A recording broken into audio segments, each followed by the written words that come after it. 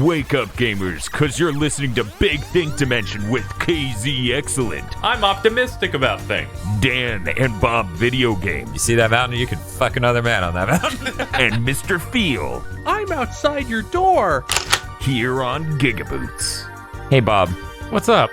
I know we got a late start today because you had to stop somewhere to pick up a new mic stand, and you said it had two angles. I looked at the design of that. Are the two angles slightly bent and on the floor? Slightly bent and straight up. It's just the angle on it doesn't look like it's strong enough to hold our mic. And I'm terrified that we're going to go to do that Kingdom Hearts stream on Sunday. And it's just going to fucking break or fall over. If we're worried about it, we can just go straight up. It should, like, there's no reason it would break doing that. I would hope not. There's no reason. There's no reason. Like, there's no point for it to break. Look. There's a return policy too, so if it just okay, if we mess with it tonight and figure out this is impossible, They're gonna be like, "Sir, you didn't buy this $400 mic here." I'm gonna be like, "There's a return for some policy."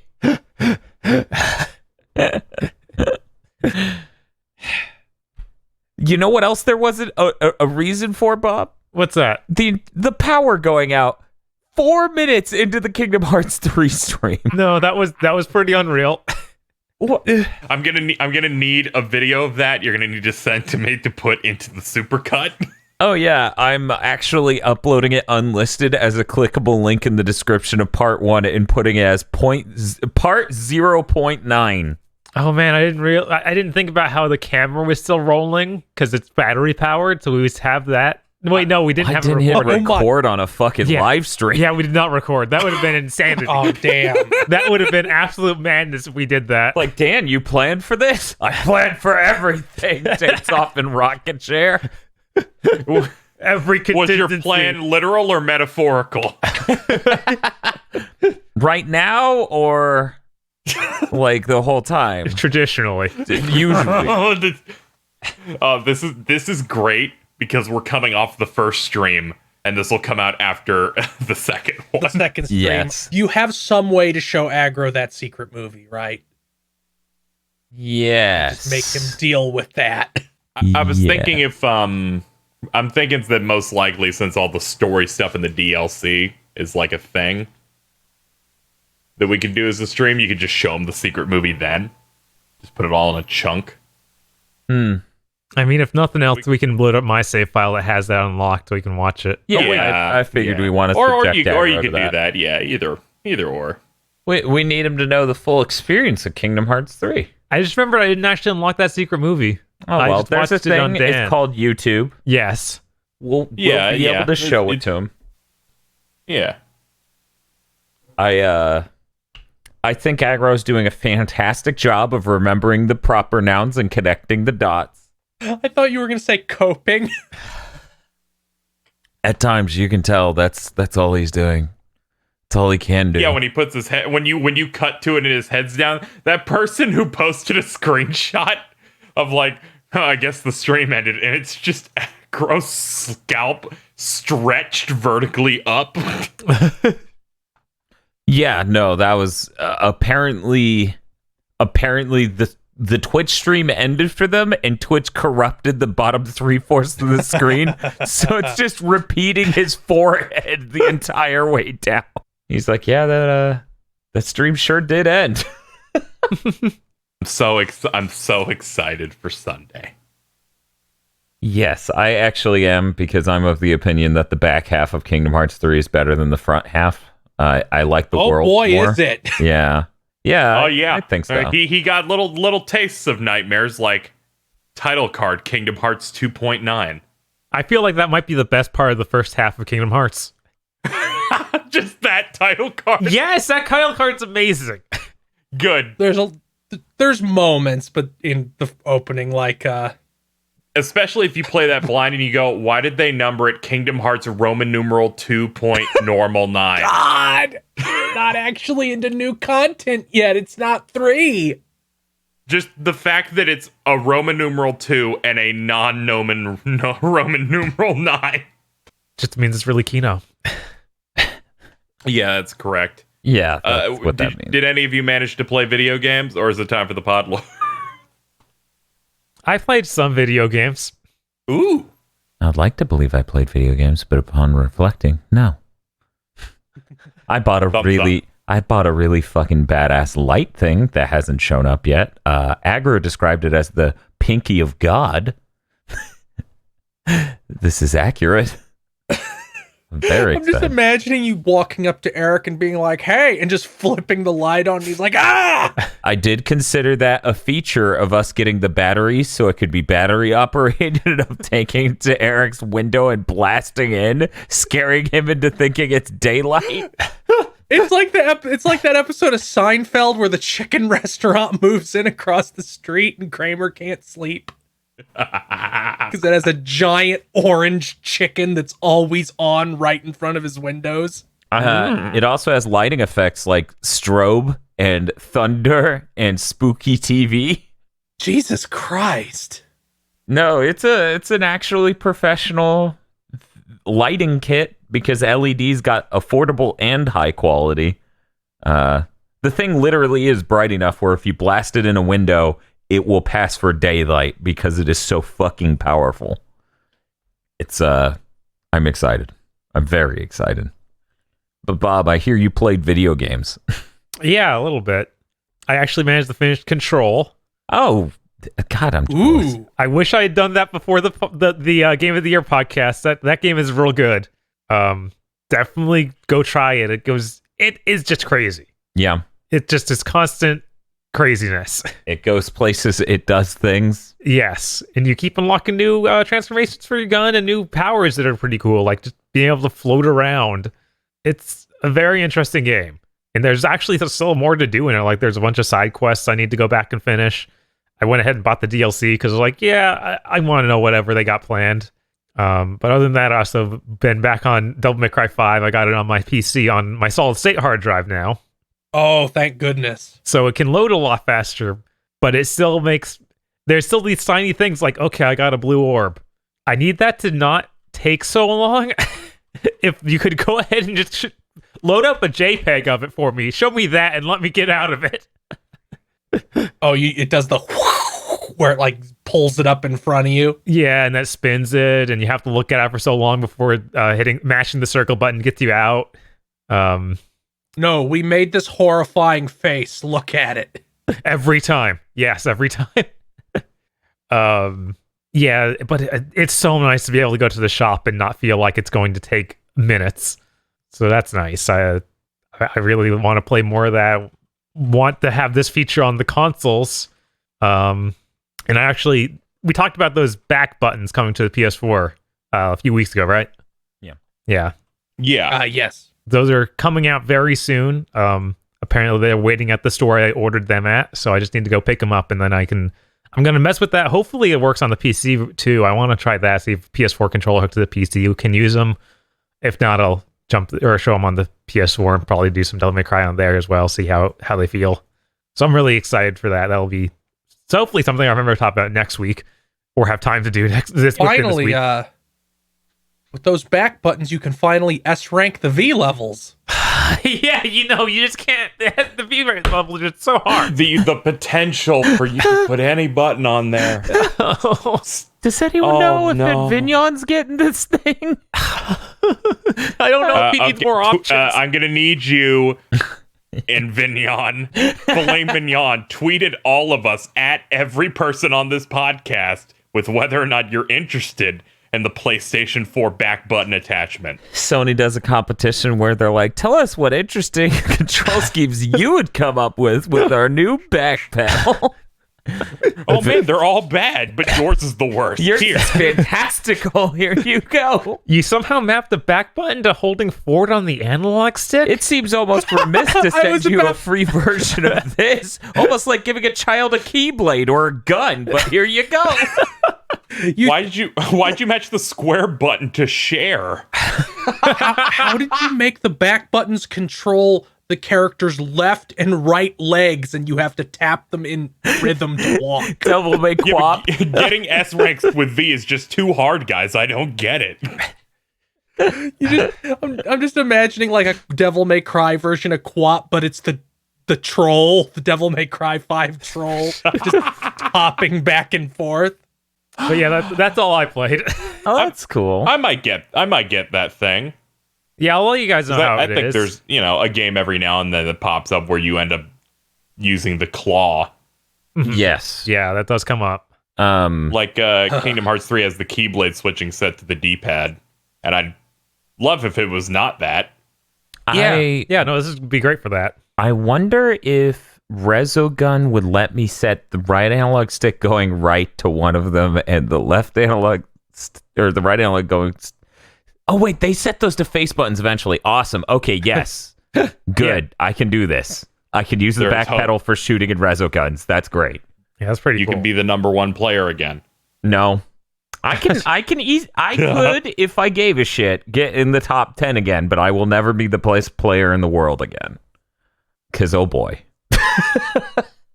That takes a level of dedication I just don't have time for.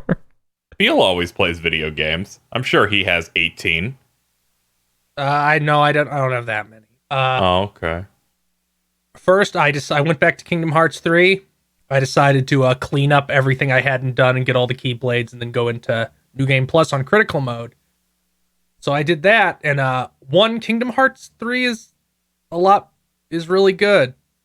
We probably should have rated it higher, as you'll hear in whenever that comes out. Critical mode, the start of critical mode, though, is a nightmare. Because you're doing Olympus, but you die in one hit. Sounds great. Yeah. Sometimes you gotta block, man. Should have rolled. Right before we recorded this, I was getting my ass eaten real hard by the Demon Tide in Twilight Town, and I just could not figure out what it wanted out of me. Yeah, that boss fight seems just bizarre. Yeah, you fight the camera. So I eventually worked it out, though, by being very, very cowardly until I got ultimate form, and then I just flossed on it. That boss fight used to have a soft lock that you could easily get to happen. Oh. What? Yeah? Yeah, where you would equip the Olympus Keyblade, which you had just gotten, transform it to the shield, and cast water magic. The game would just automatically crash. Oh. How long did it have that? I don't know. I'm sure it's fixed by now, but it had that for the first month. I think it had it until at least the critical mode patch that was a couple of months later. That seems like a very bad bug to have for any length of time. Yeah, it would just say the game has interrupted a problem. I saw someone mention it. I was like, no way, it actually does that. It does. Like you cast it twice and then the game just auto closes, gives you that error screen. I'm like, well, thank God this is the Kingdom Hearts that auto saves after every room. Damn, that's worse stability than Ghost Recon Breakpoint, which did that every single time I did anything. Kingdom Hearts 3 with the input lag of Ghost Recon Breakpoint. Oh. That is unplayable. I'm not Devil a fan May of this. Cry 5 with the input delay of Ghost Recon Breakpoint. That sounds like So the a other real thing I great video played game. Yes. What did you play? And I won't talk about it anymore until I finish it after this, but I've been continuing streaming Danganronpa Rudy Tooty Refuty Shooty. And I get it. Please stop, though. I get it, but don't. Every time I say Refuty Shooty, somebody gets upset. Yes, because they're humans. They're called people with good taste. That's Feel. what they named the game, Dan. No. Not Dan KZ. They named the game that. What is going on? The joke is that Danganronpa is like a pun of a combination of the words bullet and evidence, like in a court case. Oof. Okay. So you have the Ace Attorney style sequences where you have to argue who killed somebody, and you load truth bullets into your truth cylinder and have to aim a reticle at their incorrect statements and shoot it with the truth bullet. Oh man, sounds like That's really part about cool. that game is when the words are flying at the screen, and you're like, I missed my truth bullet. I have to fast forward through all the dialogue again so I could shoot it right this time. I really like the all the trial mini games, except for one, which is just playing Hangman. It's dumb. You know what else is dumb? One of the solutions to it, Nippon Ichi Software of America made it a slur that makes no sense in context. So it would be like, why did this guy rob this store? Solution, an obscure racial slur from the 1800s. I'm like, no, that doesn't make any sense. Why'd you do that? It's called a good mystery. And I even went and checked because I was like, were they just too lazy to change how many letters the solution was and they had to figure out something that would fit? No, in Japanese it was 8 characters. Here it's 6. So they just fucked up in every way imaginable. But it's real good. I'm going to continue streaming it. Every character is either entertaining or makes me want to hit them with a baseball bat, but also in a good way. What a balance. Where it's like, the protagonist, I alternate between thinking he's all right and wanting to kill him, because he'll do things like, oh, I'm going to sleep on this girl's bed, and just inhales as deeply as he can. And you get his inner monologue about inhaling her scent, and I'm turning to stone on audio. The dialogue is something to the effect of, oh, this has her scent. And then it's like, this put me at ease. And I listen to that clip and feels dying. He's just like, because I knew it was coming. It was like you're seeing the truck coming and it's in slow motion. Like, I can't get out of the way. But I'm really enjoying it. I'm looking forward to finishing it and then going on to the other games in the series. But I won't talk about it anymore till I finish it, because I don't want to spoil any of the story stuff, so I'll just wait till I'm finished and give overall impressions. Yeah. KZ, did you play anything? No. I've just been doing my usual thing. I did those streams, but I already talked about KH3 briefly last podcast. And I've just been working on stuff, so I'm good. Cool. I realized the reason I didn't play anything over the last week is various things setting up for the stream and shipping out the mix pre to you, which was supposed to arrive today, but didn't. Yeah. The new audio recorder, for those who don't know the name of our audio recorder. Your package will arrive later than expected. It is currently in transit. Great. Awesome. Thanks, Texas. Yep. I thought something was wrong when I woke up today and I checked and they're like, it's currently in Florida. Oh. But trying to escape. But it'll be here by 8 tonight. I'm like, oh, this ain't happening. Yeah, it looks like the other package I sent to someone else in Texas also has the same problem. Why it's always Texas? I don't know, Bob. I don't know why everyone lives in Texas. Yeehaw. It's the size of half the country. There's just a higher chance. The population density doesn't match other parts of the country, so that logic doesn't really lead there. Don't worry about it. You just die. You drive in Texas for 8 hours, and it's like, I'm still in Texas. How am I still in Texas? You think about averages for Americans, and Texas taking up like half the country. That means there's like a good chance of one of the podlords being from Texas.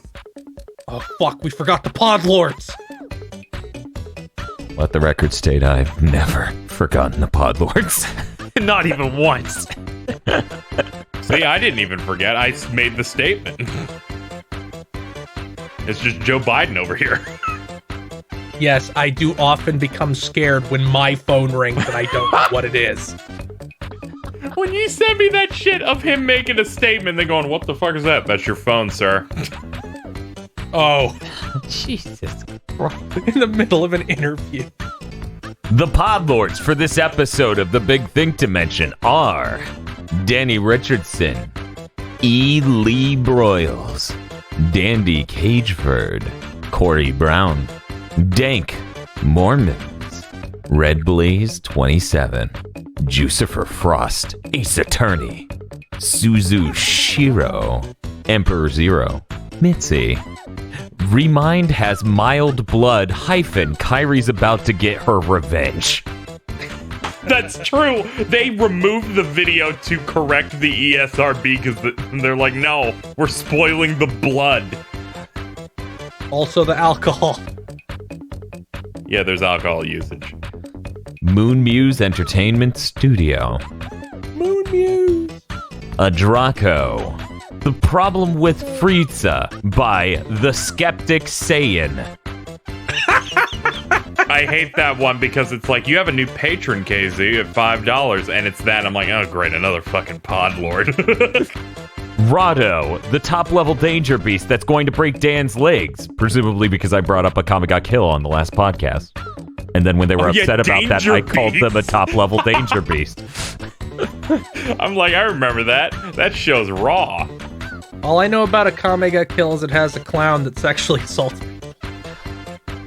Yeah, that sounds His name really is on Randy brand for Pitchford. One of at least two of the third birthday stands. Oh no.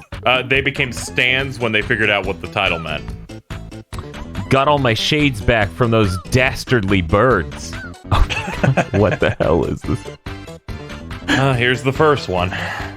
Here's the first time Casey's gonna have to apply editing. I have no idea. I don't think this icon's anything special. I just know it changed. Oh, okay. Thank you. Oh, that's the Wonderful 101 logo. Oh, okay.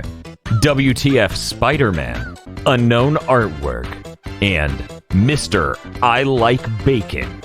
Thank you very much to our podlords. Thank you, Podlord. Thanks, Podlords. Thank you, Podlords.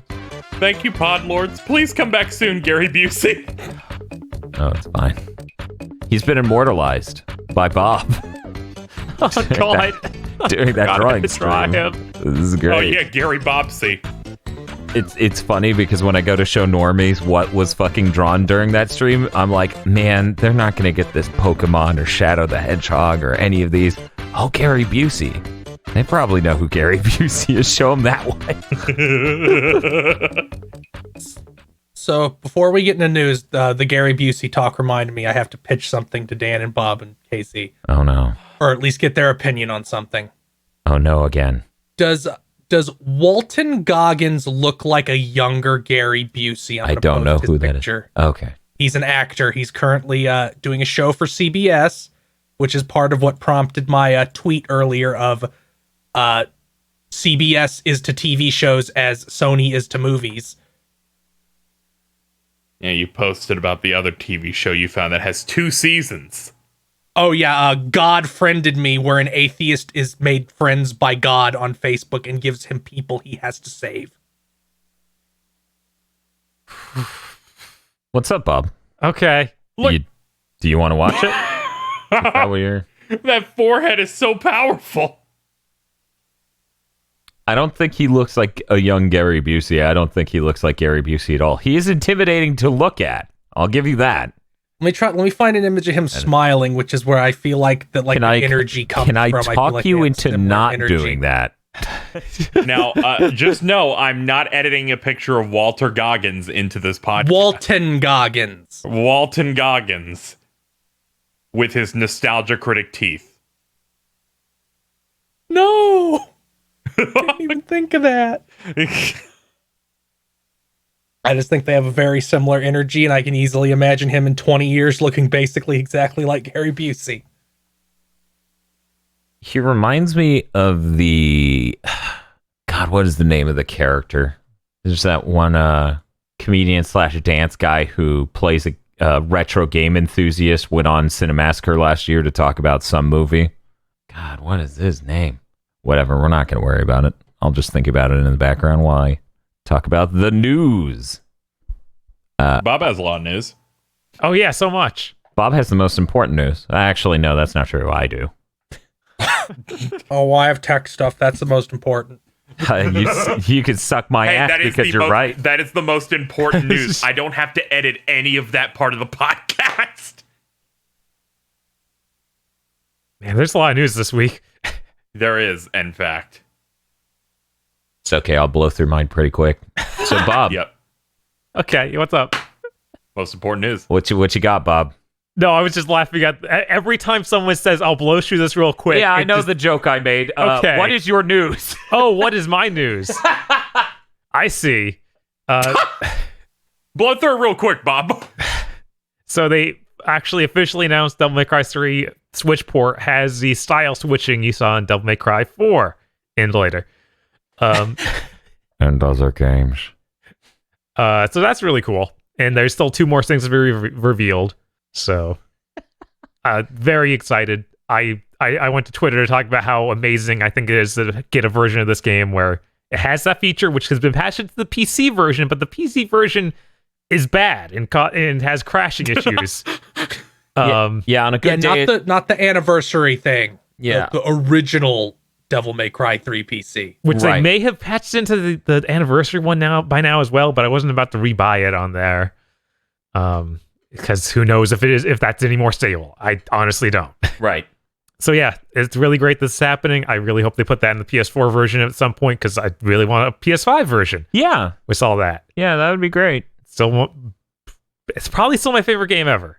That or 5. It's gonna take a while. I need to play 5 more. Bob's torn. Maybe change your control setup a little bit, and you might appreciate 5. Yeah, a maybe bit once more. the back toggle get here, you'll be like, well, now this is definitely better. Yes, definitely. That's it. Face button style switching. Now you're gonna have like back paddles to do your gun sword trick. Royal. So I've actually got some great news. I'm gonna bust through the simple shit first. Apparently Jason Schreier is saying that Horizon Zero Dawn is coming to PC this year, and some dude over at Eurogamer is implying that so is Dreams. Huh. Yeah. Dreams is the more surprising one. I agree. Yeah. That game doesn't even fucking use polygons, so you bet your ass that's surprising. Yeah. I think that's cool. I think that's interesting. And yes, I would agree that Dreams is the more bizarre one to come to PC. But yeah, Horizon Zero Dawn. I have a different angle on this. Okay. It's betrayal. Okay, can you say that like you want to get thrown out of E3? Can you yell that like you want to get thrown out of E3 maybe? Yeah, and get other people in the network Get blacklisted. their interviews. Yeah. Yes, I feel this is a complete betrayal. The golden days of Andrew House would not have allowed this to happen. Wait, I have the. Bob, this is how you know he's paraphrasing some lunatic, because he wouldn't have made that poll of Andrew House elsewise. That's true. The only thing I know about Andrew House is you need to get yourself someone who looks at you the way Andrew House looked at Kojima. Oh yeah, he is that guy. Okay. Mm-hmm. I didn't know his name, but I recall what he looks like. Sony just shot themselves in the foot. I don't know how much the rest of you know about Japanese culture. I'm an expert. But honor and shame are huge parts of it. It's not like it is in America where you can become successful by being an asshole. If you screw someone over in Japan, you bring shame to yourself. And the only way to get rid of that shame is repentance. What this means is the Japanese public, after hearing about this, is not going to want to purchase the PS5 or any of Sony's games. This is huge. You can laugh about this, but Sony has alienated an entire market with this move. Do you have Sony publicly... Okay, I can stop there. Do you have had the one post sentence left. pulled up right now you're reading Obviously. from? Obviously. Or do you Yes, have yes, I do. Have you ever heard Phil speak at length that long without having to stop to think of words? Without It could have been 15 stuck in second his gaps brain. in between. It could have been That stuck in is his brain for exactly- 20 or 10 years.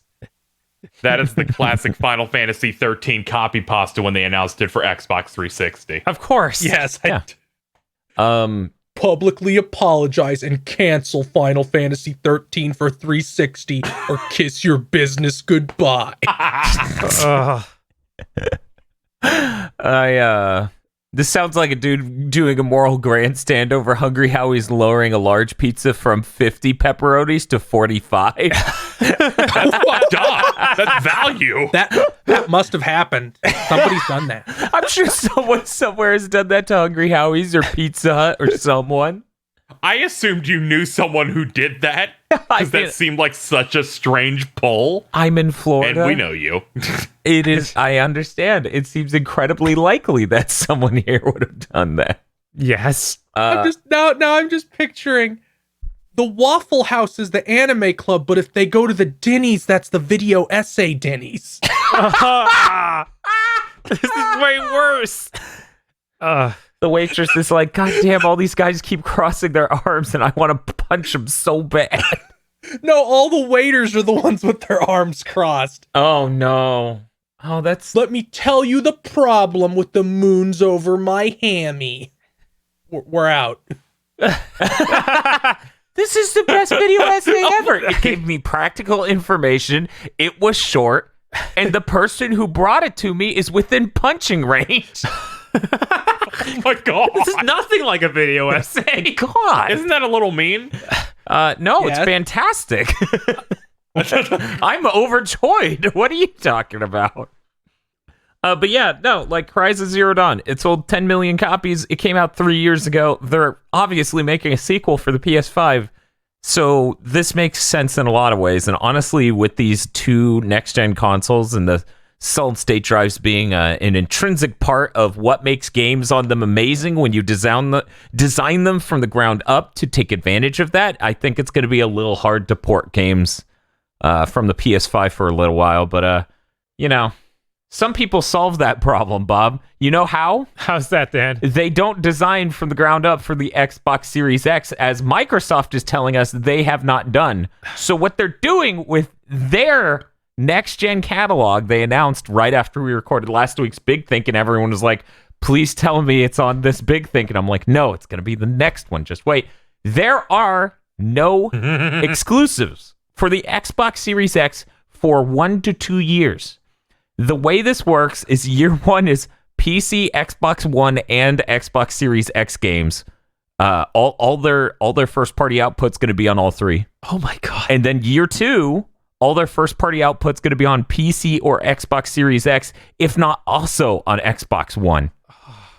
Now, anyone who knows anything about these systems knows the fucking Xbox One was underpowered relatively in 2013, and that was 7 fucking years ago.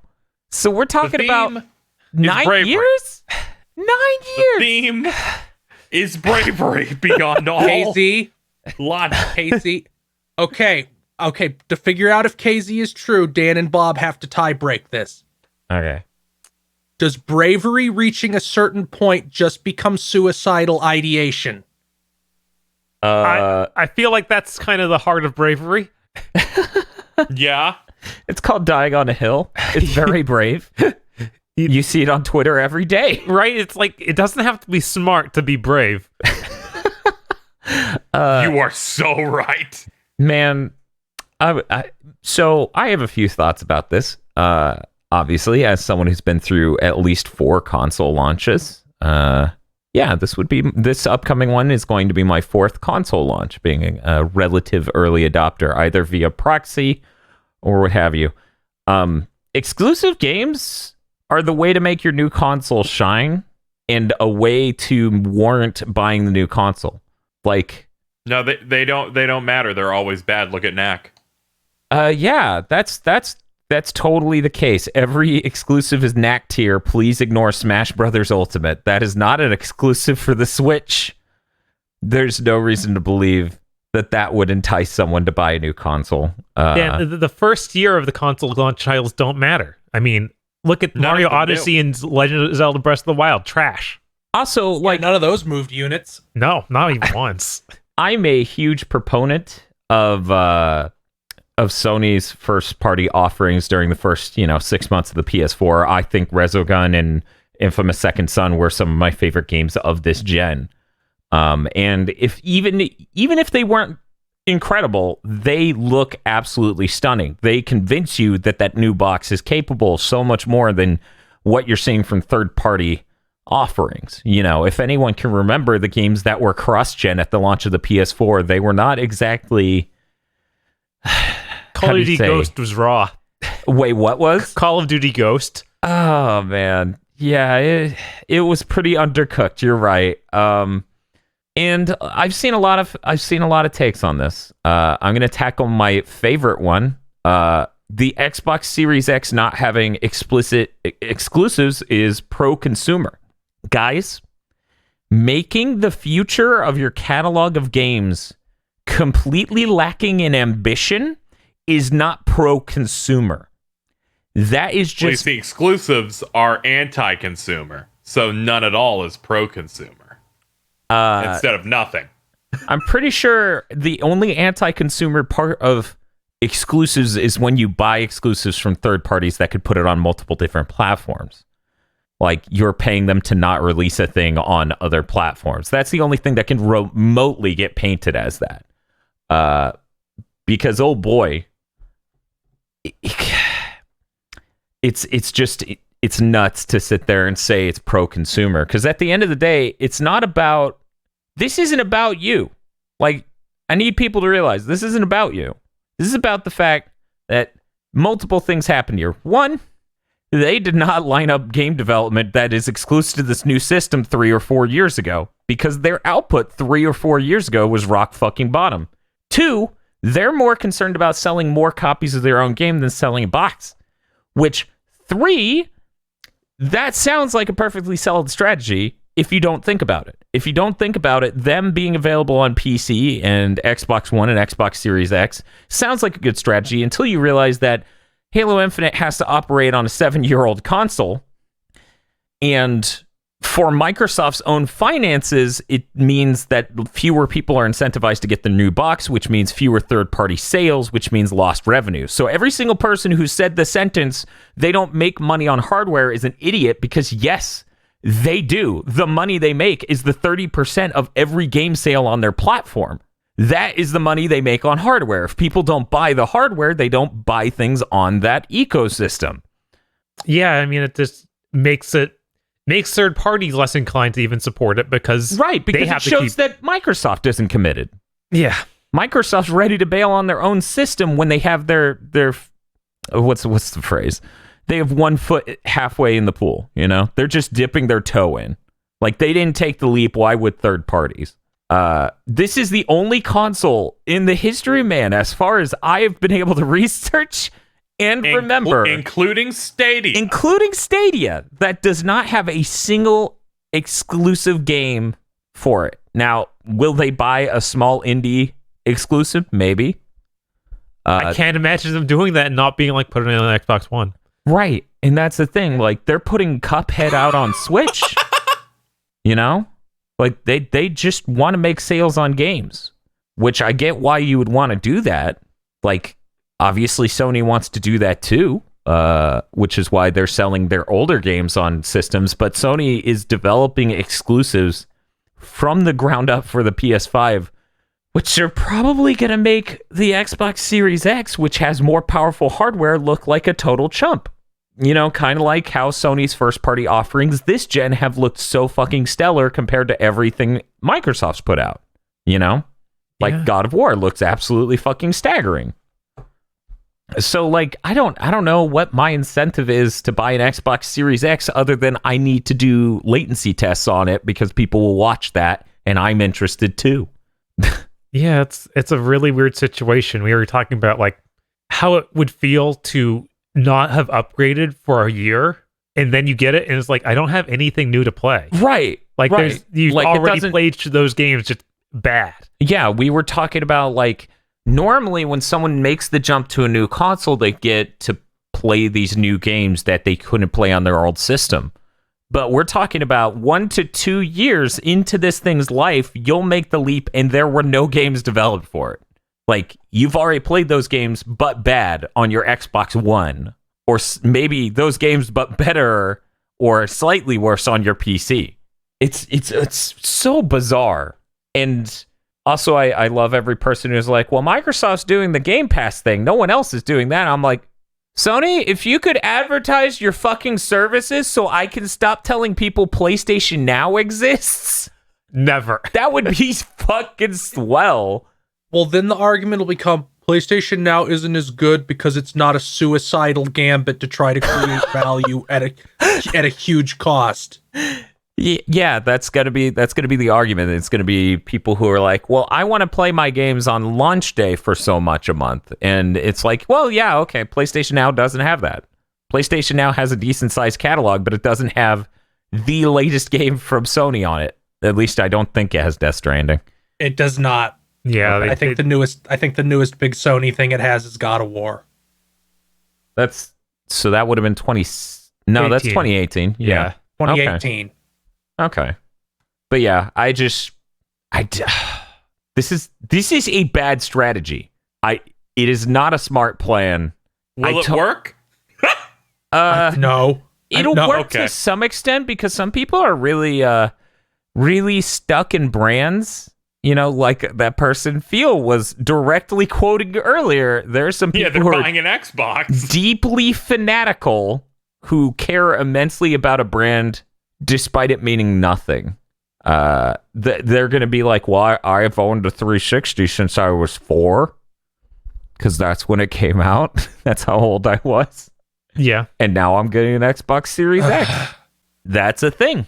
I really hope third parties are all on board for going next gen stuff, so most of them just don't make a version for Xbox One. Well, Bob, don't you understand that wanting things to get better is classist? I guess. Bob, Microsoft will require an Xbox One version to ship on Series X. That would be absolutely insane. But so is this whole strategy. So maybe they'll be out there making that argument to third parties. And if they are, those guys better just drop, because we've seen how bad that can go. I mean, you have to make a whole different version, like with Titanfall and Shadow of Mordor. Right. And that's not economical. And those versions are still bad. Right. Yeah. It's a really, really bad idea. And if I didn't want to buy it to do dissective videos and review stuff, I wouldn't get it at all. Because like Halo Infinite should just be from the ground up designed to push next gen hardware. I don't think it should be another game tied to the Xbox One level of power. I was hoping that they would have a launch title that was exclusive to the system that would push it and be amazing. Like Conquer. You were hoping for a launch title, any singular launch title, which seems like not a big hope. So yeah, it's not a big hope because it's a norm for the entire industry for all of time. So when everyone comes out and they're like, this is normal, I'm like, you need to get your head out of your ass and stop fucking drinking the punch. Stop drinking your ass punch.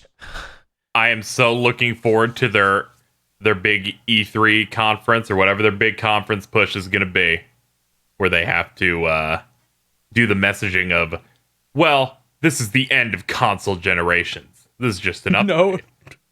No. I've been appreciating everyone doing that PR for Microsoft while working for journalistic outlets. And I just go, hey guys, pushing off the end of date for a console for 1 year doesn't make it the end of consoles, you fucking idiots. It now makes so much more sense. Some of the things they've been saying at E3 for a couple of years now, of like, we're beyond generations. There are going to be some shakeups. We're making sure that things work on all these things. And I went, eventually that's not going to be true when you launch your next machine. Oh, I get it. You're stupid. Because I was like, well, clearly there has to be exclusives. That it wouldn't make any sense if there weren't. Oh, it's okay, guys. Halo Infinite on the Xbox One original will run at 10 frames per second, and that'll be fine. Here's how I picture it'll be. Dan's analysis videos be like, here's Halo Infinite running on the Xbox Series X. It's running badly, but it's fine. Somehow it's still running badly. Here it is on Xbox One X. It looks like shit, and the Xbox One X sounds like a washing machine you threw a brick into, and it's just bouncing up and down on the desk and crying. here it is on our Xbox One original, and it just bursts into flames and sets the apartment on fire. All right, it's not going to cause damage, but you guys are like, we would be showing you footage here, but here's footage of my cat because my Xbox One bricked. Here's the smoldering hole it melted into my floor. And of course, when I put the disc in, it made the noise as it just shredded the disc. I really expect it to make the load time problem with this generation so much worse, as these data structures for the game images aren't designed for a normal hard drive. They're designed around a solid state drive, so Halo Infinite with its 8-minute load times. Just Master Chief squeezes through the longest crevice in video game history. It's coded that depending on your hardware, the hallway is longer. Oh, and it makes the sound from Mario 64 when you're running up the infinite staircase. It's like no. They played Metal Gear Solid 3 once, so it'll just play a vocal song. As cool as all that would be, I really suspect Halo Infinite is going to be the most unambitious looking game we've seen. And that's what I'm worried about. I'm worried it will look visually worse than 5. Yes. I mean, it's going to be 30 frames per second on last gen consoles, so almost certainly, if it has any sense of scale like they were trying to portray it as having before the most recent showing. So yeah, in at least trailer. At least that one way, it will definitely look worse than Halo 5.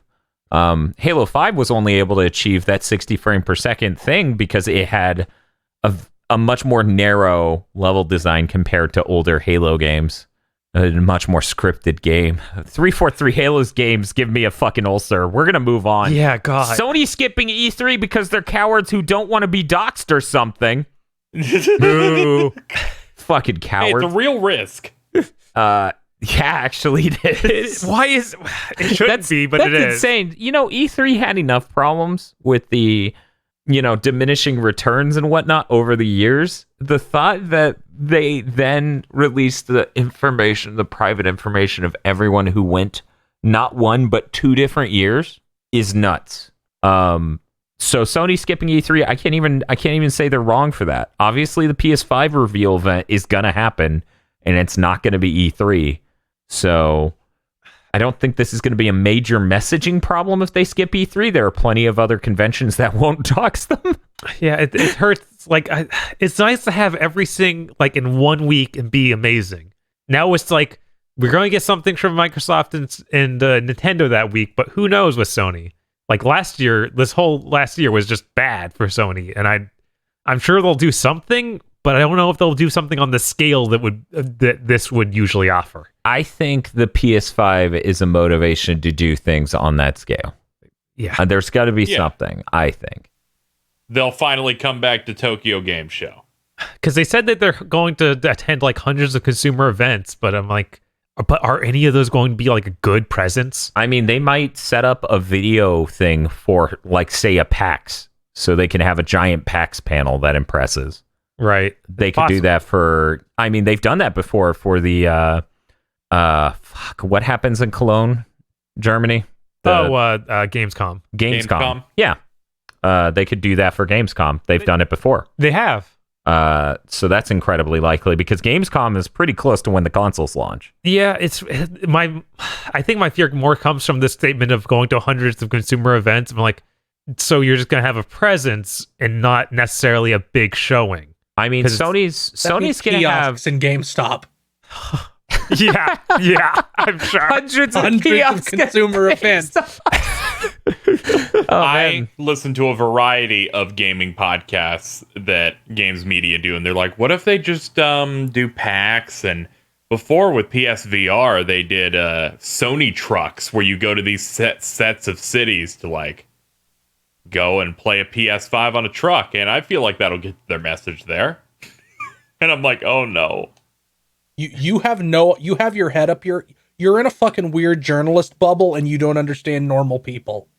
Yeah, I'm sure that got some people, but it's not like a big event. It's just a thing that's happening. E3 is the week almost everybody who plays games is paying attention. Yeah. Even if they did a big event separate from E3, like the month before or after, you're not going to get as much attention as E3. You think you will. You think, oh, we'll hog all the attention. But it's almost like politics, where the vast majority of people do not even think about politics outside an election year. Well, I think specifically for this year, for a console launch and a big conference related to that, I feel like they'll get the reach that they're hoping for. Because even that PlayStation 5 logo, like they put it on Instagram and it has more attention than anything Xbox did in the past month plus, and they showed their whole console. Like, people are thirsty for this thing. I mean, the PS4 is like the best-selling gaming hardware of the decade. So the PS5 definitely has a lot of people excited. Especially if it can pull the same trick as the Xbox of playing the same games you already have, but better, you know? And I guess the PS4 Pro also does that. So, like, if they can do that with the PS5, that would be vastly helpful. And I expect it to. But yeah, I'm going to move on to the small stuff. I thought those were small things. They were not as small as these things. Somebody made a thing called Hyper Metroid. They launched a beta for it. Basically what it is they made a custom fork of BSNES, so that way they could make a version of Super Metroid that runs in widescreen. It's neat. It's spiffy. There are problems. I'm gonna show you guys. Is it that Super Metroid's like a 7? No. Oh, no. Okay. No, Super Metroid has a great sense of atmosphere and a lot of problems as a game that no one cares about, so I'm not going to worry about it. Let me go ahead and pull up this thing. There we go. Okay, so I'm just going to link the video. You guys can click like part of the way through. Basically, the deal with this is it can't render enemies outside of the 4:3 aspect ratio. So what's happening is there's an inner box of rendering region for enemies. So you'll watch them pop in and out of existence. I'm also noticing the door thing. Uh-huh. Yeah. Where if you shoot it outside the 4:3, it doesn't animate it opening. Mm-hmm. So it's a neat idea. It looks really nice to see in widescreen, but the enemies just appearing in front of you is kind of bad. But this is a beta. They can at least fix the door thing. I don't know if they can fix the enemy thing, because this whole seems like a major amount of work. Yeah, the way the hack works, as far as I understand, is background layers on the Super NES are very much just tile maps that are getting referenced by the SNES. This is just mapping it out further than it would normally to fill out the 16:9. Enemies are not that simple. So yeah, I don't know if that's going to get fixed. It probably won't, but I still thought this was a neat thing and thought I'd bring it up. Yeah, I don't know if like it makes sense to do without having that. It's like without having the enemies appear, right? Because that would be a lot of yeah. what makes this advantageous. Yeah, being able to see. I mean, also you can cheat, because you know how many parts in a Metroid game just go, oh, that's the edge of the screen, that's all there is. And this would just be like, also, there's a room behind that wall. Yes. That would be really funny. Yeah, okay, yeah. It would be pretty funny. The PC version of Chrono Trigger does a similar thing, where it has widescreen. It has widescreen for most things, but there are certain areas that were absolutely 4:3 and they don't have the art asset, so some rooms become 4:3. Okay. So you'll be in like the place early in the game, the first dungeon you have Frog in, and that is all like widescreen areas. You see the scope of everything, and then you enter a room and you're just in the 4:3 zone, and it's kind of it looks interesting because they finally finished, I think a couple of months ago, just finishing making that acceptable. Yeah, that's what I heard. And on the tangent of making things acceptable, they fixed those ports of Doom to the PS4 and Switch. So now they don't run at 35 frames per second. God. I saw that. They Yeah. also fixed the music to make it not a nightmare. Yeah, they fixed the music so that way it sounded correct. They did this by playing the original soundtrack on a Roland MIDI player, which is cool. That's one of the better ones. And then they just recorded that. So yeah, it runs at 60 frames per second now. It has correct lighting. The music is fixed. Digital Foundry has a whole video on this. It's definitely worth checking out. And this update also adds support for custom WADs, including that one by John. Which one is it? Romero? I think Romero. Yeah, did John that. Romero. I saw it was like they have Sigil, Final Sigil. Doom, I think. Mm-hmm. Yeah. Yeah, they've got neat stuff. Here's a weird thing, though. And I don't know if this only applies to the WADs or if this includes the normal games, Doom, Doom 1 and 2. The Switch performs better than the PS4 vanilla because the internal rendering resolution on the PS4 is higher on both the vanilla one and the Pro one, where the Switch is lower. That is completely insane. I can't wrap my head around the Switch is better at running Doom than the PS4 vanilla. That doesn't Just make wait, sense. the Switch Pro will somehow be worse. We tried to get it to work in 4K. Why? I don't know. They said it was Pro. Also, the pixel scaling doesn't look that neat, but I don't know if that's going to bug people that much. That game was hideous. Like, it was very pixelated. So I think it's interesting. I think it's cool. I kind of want to check it out, but I got a much better retro game heading to the Switch. Wait. What's up?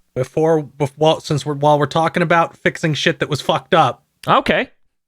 Oh, I thought you were gonna. so- I thought you were gonna say. Speaking of Doom, Ys 8 on PC came out the game itself came out in late 2017, the American version. Yeah. yeah, it did. NISA promised a PC port. It got delayed 8 months on that. Here's how that saga went. We're making a PC port. Oh God, we can't make a PC port. Hire Durante. Durante being the guy who fixed Dark Souls on PC, the original one. Unbelievable work on PC games. He can fix anything. I think he has a studio now for fixing things. He's constantly like, Japanese developers, I'll make your game work so nobody will bitch. That Tales of Symphonia port was so bad that people went, all their dialogue is in a text document that's unlocked, and just started making memes out of it. But he's embarrassingly gone bad. off multiple times on the shitty state of PC ports. They call him in to fix it. He's like, here's what you have to do to fix it. They go, no, that's too much money. Leave. We're going to hire a company that has no credits doing anything. So they released that PC port in like March of 2018, I think. It's broken. They patch it twice over the course of like 2 months, then say, we're ending support.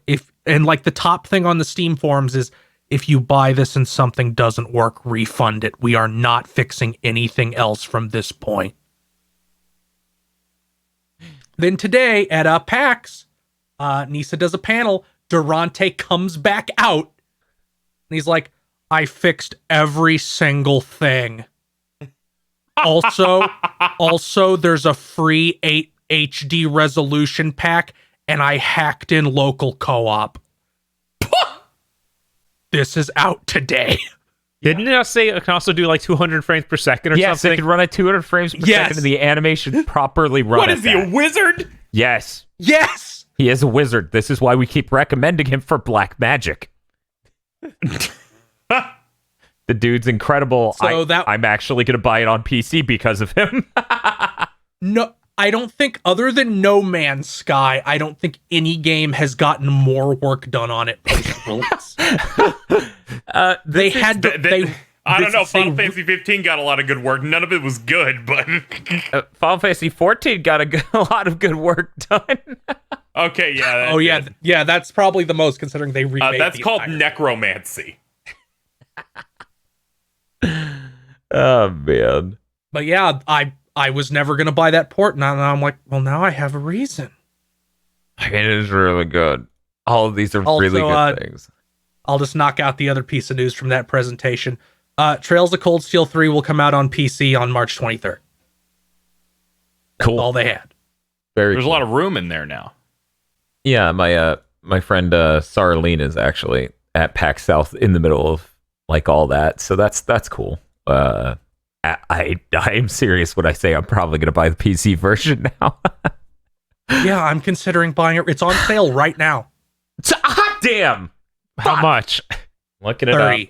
30. Okay. That's really tempting.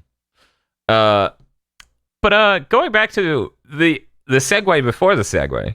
Yeah. The Sega Ages collection, which is known for bringing out old Sega games but with new features put into it. They're making a version of Sonic 2, which is going to come out on the Switch, quote, soon, and it's going to add the Sonic Mania spin drop move. The jump into a spin dash technique, which is really great. And they're also like, it's going to add a bunch of challenge type modes like time trial, speed run type things to get 100 rings and clear a level. Different sorts of features that are just nice quality of life things, and then also the Knuckles mode. So this looks decent. I'm probably going to check it out, see if it's good. I hope so. Sega Ages does really good work. Their Virtua Racing port to the Switch was really, really solid. You got any news, Casey? I do. So, we got some Fire Emblem news. They finally revealed the main part of the DLC, which is going to be Cindered Shadows. It's a story DLC coming out February 12th. That's basically the day of my death because I have to start playing that game again. This Don't worry. I need to talk about how they announced this. I watched it, and then I read about it and went, this is the dumbest shit the game is ever going to have. Even dumber than the things I talked about, because the conceit is you go to an academy that's like a big church area. Mm-hmm. This is a neutral ground for the three main nations in the game. Yeah. And you pick one of the three houses. Yes. Well, I was like, what are they going to do here? Is it going to be a sequel to all the houses? Is one of the routes going to be a little bit longer than the others now? Yeah. No. Oh. They're making a fourth house, Dan. Yeah, they're going to And it's change like, the title okay. screen to say Fire Emblem 4 Houses. No, you see, they don't count. This isn't a real one because, What? as it turns out, this is a group of people that lived in the sewers of this monastery the whole time. Despite the fact that years pass in this game and a world war occurs, they never get mentioned or show up. So you go on the title screen of this game, you select this story, and you're like, you gotta go into the sewers to meet the new characters. But aren't there enemies who invade from the sewers super early in that game? Yeah, this is different sewers. Different sewers. They showed four of the characters. I think they look cool. I'm excited that it's a separate story route, so I don't have to do some Dark Souls ass shit like get to chapter 4 on any route and talk to this NPC. It's something normal. I'm wondering how long that's going to end up being, but I'm excited for it. I just find the way that they connected to this game to be the most hackish shit that I think it's amazing. It's so weird. It's totally separate from the main game. You access it from the main menu. It has a separate save file. Then you have to do weird black magic in a main game route to bring them in from the DLC. What? Wait, after you complete the DLC or what? I guess, but they're like, if you do some bullshit on the main story, you can recruit them in the main story. I'm assuming that means it's like half the length of the first half of the game. Yeah, I have to wonder how they end up doing that in terms of like scope and stuff. And I'm down for more new story, so I'm looking forward to this. Maybe you'll live in the sewers, so you'll even have like a different hub area. They're like, hey, we live in the sewers and we eat shit. And you're like, eating shit, that ain't something special. Dedue does that all the time. No, he does not. He's the best. He is the sickest dude on the block. He will kill every unit unless you hit him with magic. Then he's fucking done. that man ripped through like 8 of my units on another route, and then I went, oh, if I cast fire, he does in one hit. At the end of the battle, it's just like his obituary to do 8 shit and died. Hey, he goes through a lot, okay? He's very strong, and some people are racist toward him. It's rough. Aw. He's the only character in the entire game where if you don't do his side story, he dies off screen in the time. Oh, that's rough.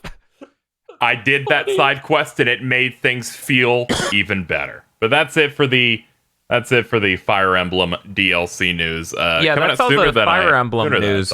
That's all the Fire Emblem news for this big thing, right? Well, I'm going to say no, and quickly. Let you glaze over. Super Smash Bros. Had a stream of 35 minutes announcing the final character in this first season pass and the additional stuff. So additional stuff first. They got the Mii costumes from stuff like Mega Man X, some video game franchise called Altair. Never heard of it. Some hooded character was in it. Yeah. But also Cuphead from Cuphead is Mii Gunner. Comes good. with the Floral Fury theme. It's the one where you fight the giant flower boss. Yeah. And I like that they keep doing that. I hope they do that every couple character packs. Same. This is a character that has no chance of being a real character, I guess, in their eyes, but they will give you a track. Plus, when it shoots for the forward smash attack as the Mii Gunner, the Cuphead points with its finger to shoot. Yeah, it's like the Sans thing where it's an entirely new model. Basically, they just have that move. It's pretty great. Yeah.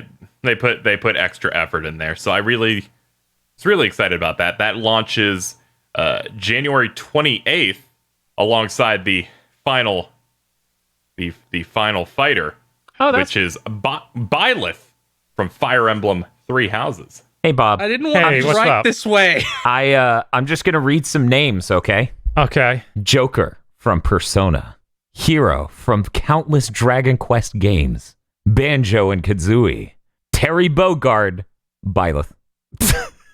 Yeah, no, this is real bad. This is a wonderful announcement. As one of my favorite games of last year, Fire Emblem Three Houses, I was so pleased that they did not pick Edelgard to be in this Smash game and instead picked the main character with her large-ass eyes. The main character. Yeah, they keep doing it. Casey is served an undercooked dish and just goes, I'm really glad they didn't try to feed me shit. Luckily, they didn't poison I don't know what you're saying, undercooked dish. I was pumped by this choice. You know what another way to say undercooked is? Raw.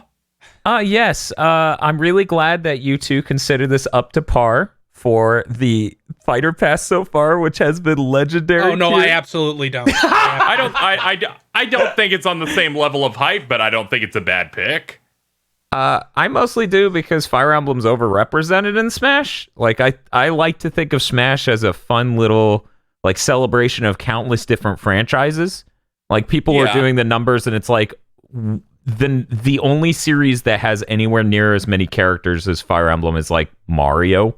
And it's like, well, and Pokemon, I think. In Pokemon, I think, which one character is 3 characters, so Fire Emblem fell into a real bad trap, both in the Wii U and this one, effectively, when they went, all right, we're gonna put in Lucina, even though we made Robin, so we have 2 reps from one Fire Emblem game. One of them is just an echo of Marth. And then they brought back Roy, which they didn't really need to bring back Roy, but, you know, people wanted him, and Melee. He at least played differently. And then they brought in Chrom, who who was another Echo, which they did that mainly just because people really actually wanted him instead of Lucina at the time. So they have a lot of extra clones that don't need to be there. Yeah. Which really ruins the reputation the Fire Emblem characters have, and the fact that people go, they're all anime swordsmen. It's like, well, like the last 3 newcomer Smash characters that they've been doing are different. Like you have Boy Who Is Dragon, you have full-on Spellcaster, and this one, a Devil May Cry character. Byleth has an interesting moveset in this, and I have no opinions about Byleth. My opinion is just based on Joker, Hero, Banjo-Kazooie, Terry. Byleth. Yeah, and I think it sets a really bad precedence for what the next Fighter Pass is. Like, I'm worried that people are going to skip out on Fighter Pass 2 just because of this. Yeah, unless they do some gigantic thing to blow out, hey, this Fighter Pass isn't that. It's Super Saiyan Sans. I mean, there's the first character of the next Fighter Pass will definitely be big and cool, and then the second one will be Intellion. Now, this had to happen at some point, given the fact they're like, we're deciding on it. I'm like, Fire Emblem's gonna get another fucking character. It's gonna happen. I don't know. This seems psychotic. Like, that's all I could think of as I watched it. Because I was like, Reggie comes out and announces Joker and is like, this sets a precedence for everyone going forward. And then we see this, which I know it's like a year later. That's why he retired. Probably. I'm gonna blow some people's minds. Maybe not the people on this podcast, but the people listening. Fire Emblem is Nintendo's third biggest franchise now. Fire Emblem Heroes makes an insanely massive amount of money, and the games have started selling almost Pokemon amounts. Yeah, the Big Mac is popular. It probably wouldn't make a good character in Smash. We already have 7 other things off of McDonald's menu. Yeah, but this is better than at least 4 of the other items on that menu. But I mean, just as at a glance, like its level is it's the level, it's the aesthetic, it's the main character. Like, it doesn't feel new or different. Like, the level literally looks like a stereotype of a Fire Emblem level. Yeah, like, it's just like, there's a castle in the background. This literally, okay, yes, you're right. As someone who's seen it, I'm like, I recognize these locations. Looking at it is a generic Smash level idea of just, all right, it moves to different places. There are characters in the background that look weird. Dedue's in it though. He's there. Yeah, it's real fun to compare the compare the Fire Emblem Three Houses models in the background here to the SNK ones. Mm-hmm. I'm sure they stand up fine. Hey, if you look at this Fire Emblem stage, people are like, this is the first time I get to see what the Fire Emblem Three Houses location looks like at 1080p. Fucking, here's what happened. Sakurai spent all of his money on Terry and the shit in that level. And they're like, okay, Sakurai, we can't do a third-party one this time. We're going to have to go first party. And he's like, no, you don't mean. And they're like nodding slowly. And I feel like any first party would have been bad. Like, but you could have done a big reach. You could have gone to something no one would have thought about, some random series you haven't touched in years. Yep. Oh, fuck. Can you imagine feel I would have preferred Waluigi over Violet. You're deranged. No, I am not. I'd take Shy Guy over either. Well, okay, well, I would Shy Guy is 100 miles above Waluigi. I mean, I agree with that 100%. Okay, Bob, I need your take here. You're given the choice here. Sophie's choice. Byleth or the other option that would have multiple genders, Akira from Astral Chain. What do you take Astral Chain guy. Why would you pick? Yeah, I would say I would also pick interesting that. ideas. We literally talked about this possibility before they announced this, and I was like, yeah, Akira's got a pretty cool moveset. I guess that would work out, At least then that character gets to be in a good game. That'd be cool. Yeah, I was talking about how that was also in my mind where I went, you know what? He'd be able to get. This is before Byleth got announced. It's like, oh, they'll be in a good game. I don't want that.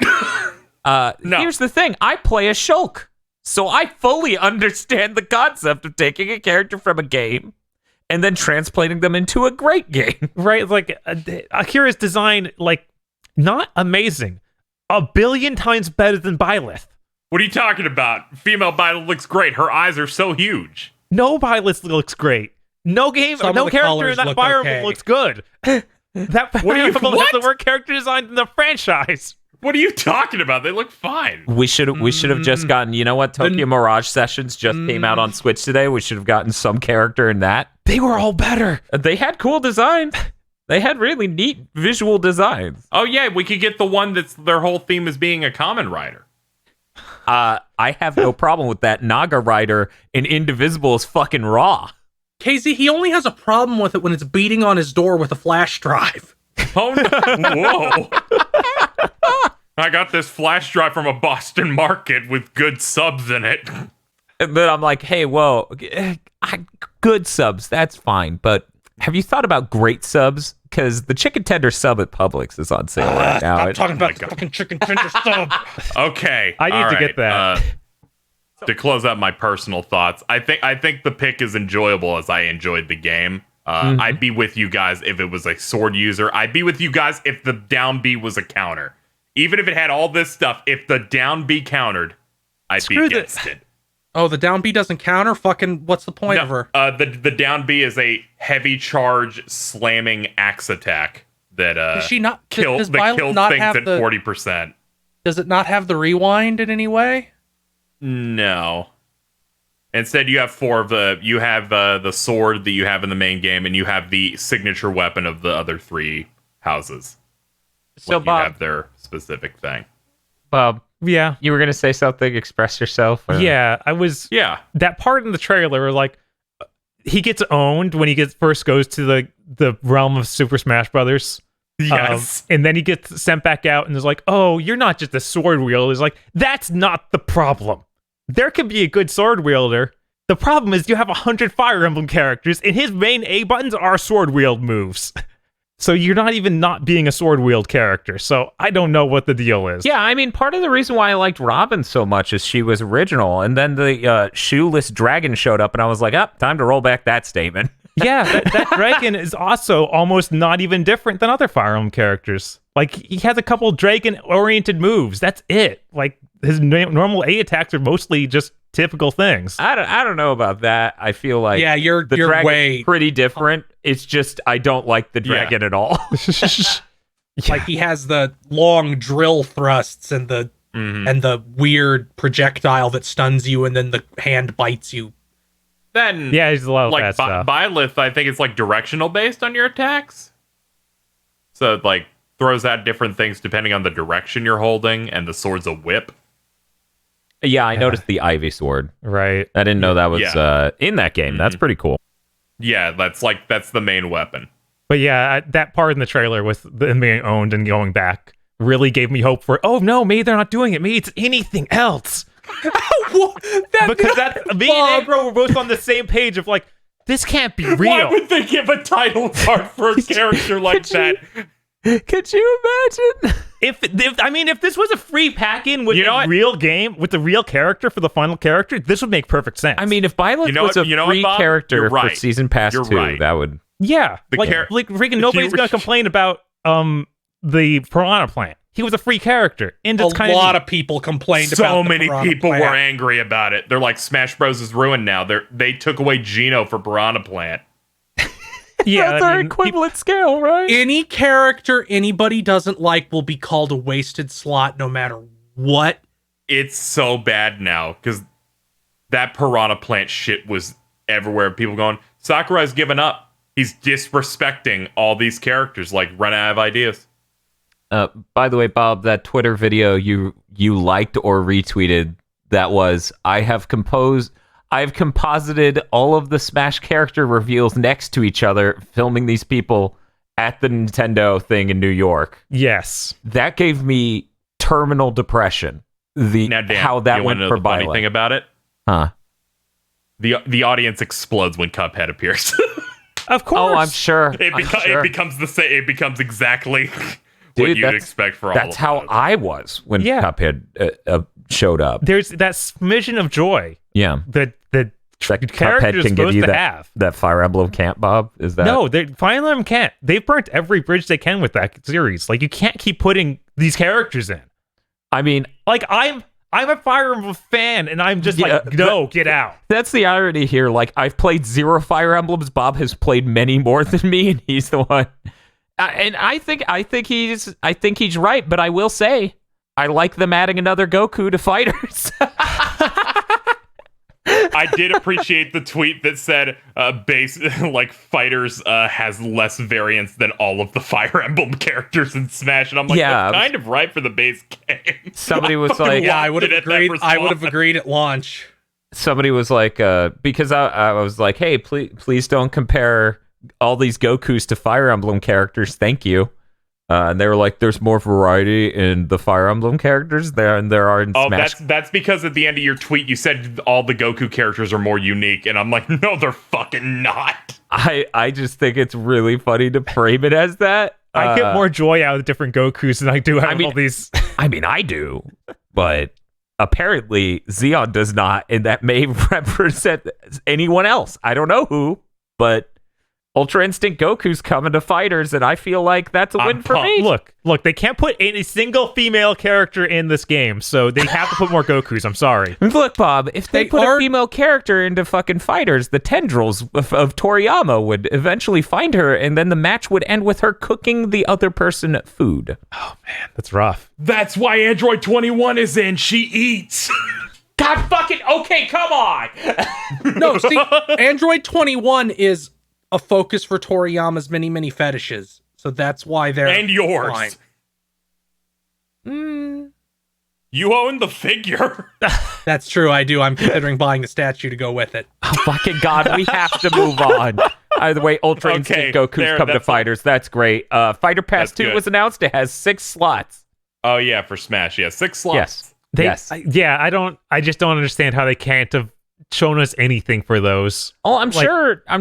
You need something that's getting rid of the tire fire. Is Fighter Pass 2 even on sale? I think it is. They showed the pre-order bonus for it. Yeah, he even was like, "Hey, be sure you want to buy this." Oh, right. I forgot about Doofus Link. The entire ancient set with the. Yeah. I was like, man, the Rex one was a lot better. You replicated the I'm trying to remember what the Aegis blade or whatever it's called in that, because that's like a blade with like fire coming out of it. This is just. It's the 75 cents like. It's cool because it's he looks like the guy from Otogi. He does look like the guy from Otogi, and I lost it when you said that. God, what a pull! Oh yeah, he does. Bob likes Otogi, and Link now looks like Otogi. I'm gonna put that picture there, KZ. You need to cut this one in because no one knows what Otogi looks like. Yeah, I absolutely will, since you'll have marked it. I wanted to ask if people were on the same wavelength of what's going to happen next with Smash. We've seen a pattern with them where they like show the character, right? And like, some months passed. It took forever for Joker to come out. And then they've slowly started doing videos and then saying it's out now or it's out then. Do you think they're just going to do these streams to reveal them like this? Where they wait and then they'll shotgun us like this, because I think that's why they didn't reveal anything at all in this stream. Is like they're gonna wait till they're done each time. Except for E3, they'll reveal one at E3, and it might not be, even if it's not gonna come out for like another month. I feel like they're gonna kick off the new Fighter Pass by showing more than one. They have to do something to get people hyped, because this is the most anti-hype thing they could have done. I agree. It is the most anti-hype thing. I was just like, I want this stuff. So they may have a slight, like, if they have any form of pulse on the like viewership, at all, they'll do more than one. But we'll see.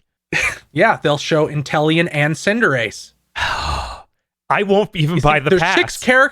There's 6 characters because it'll be all 3 Sword and Shield starters and the 3 Fire Emblem 3 Houses house leaders.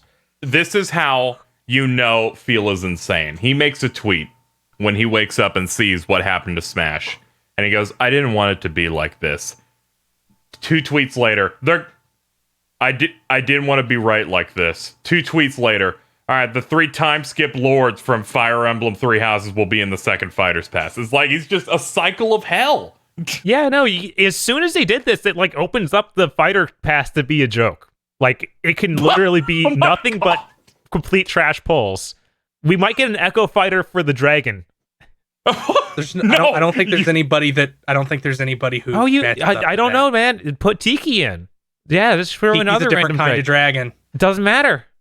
Bob's like, they're gonna make the most absurd bad picks. What's this pick he's talking about? The main character for the best-selling Fire Emblem game that just came out.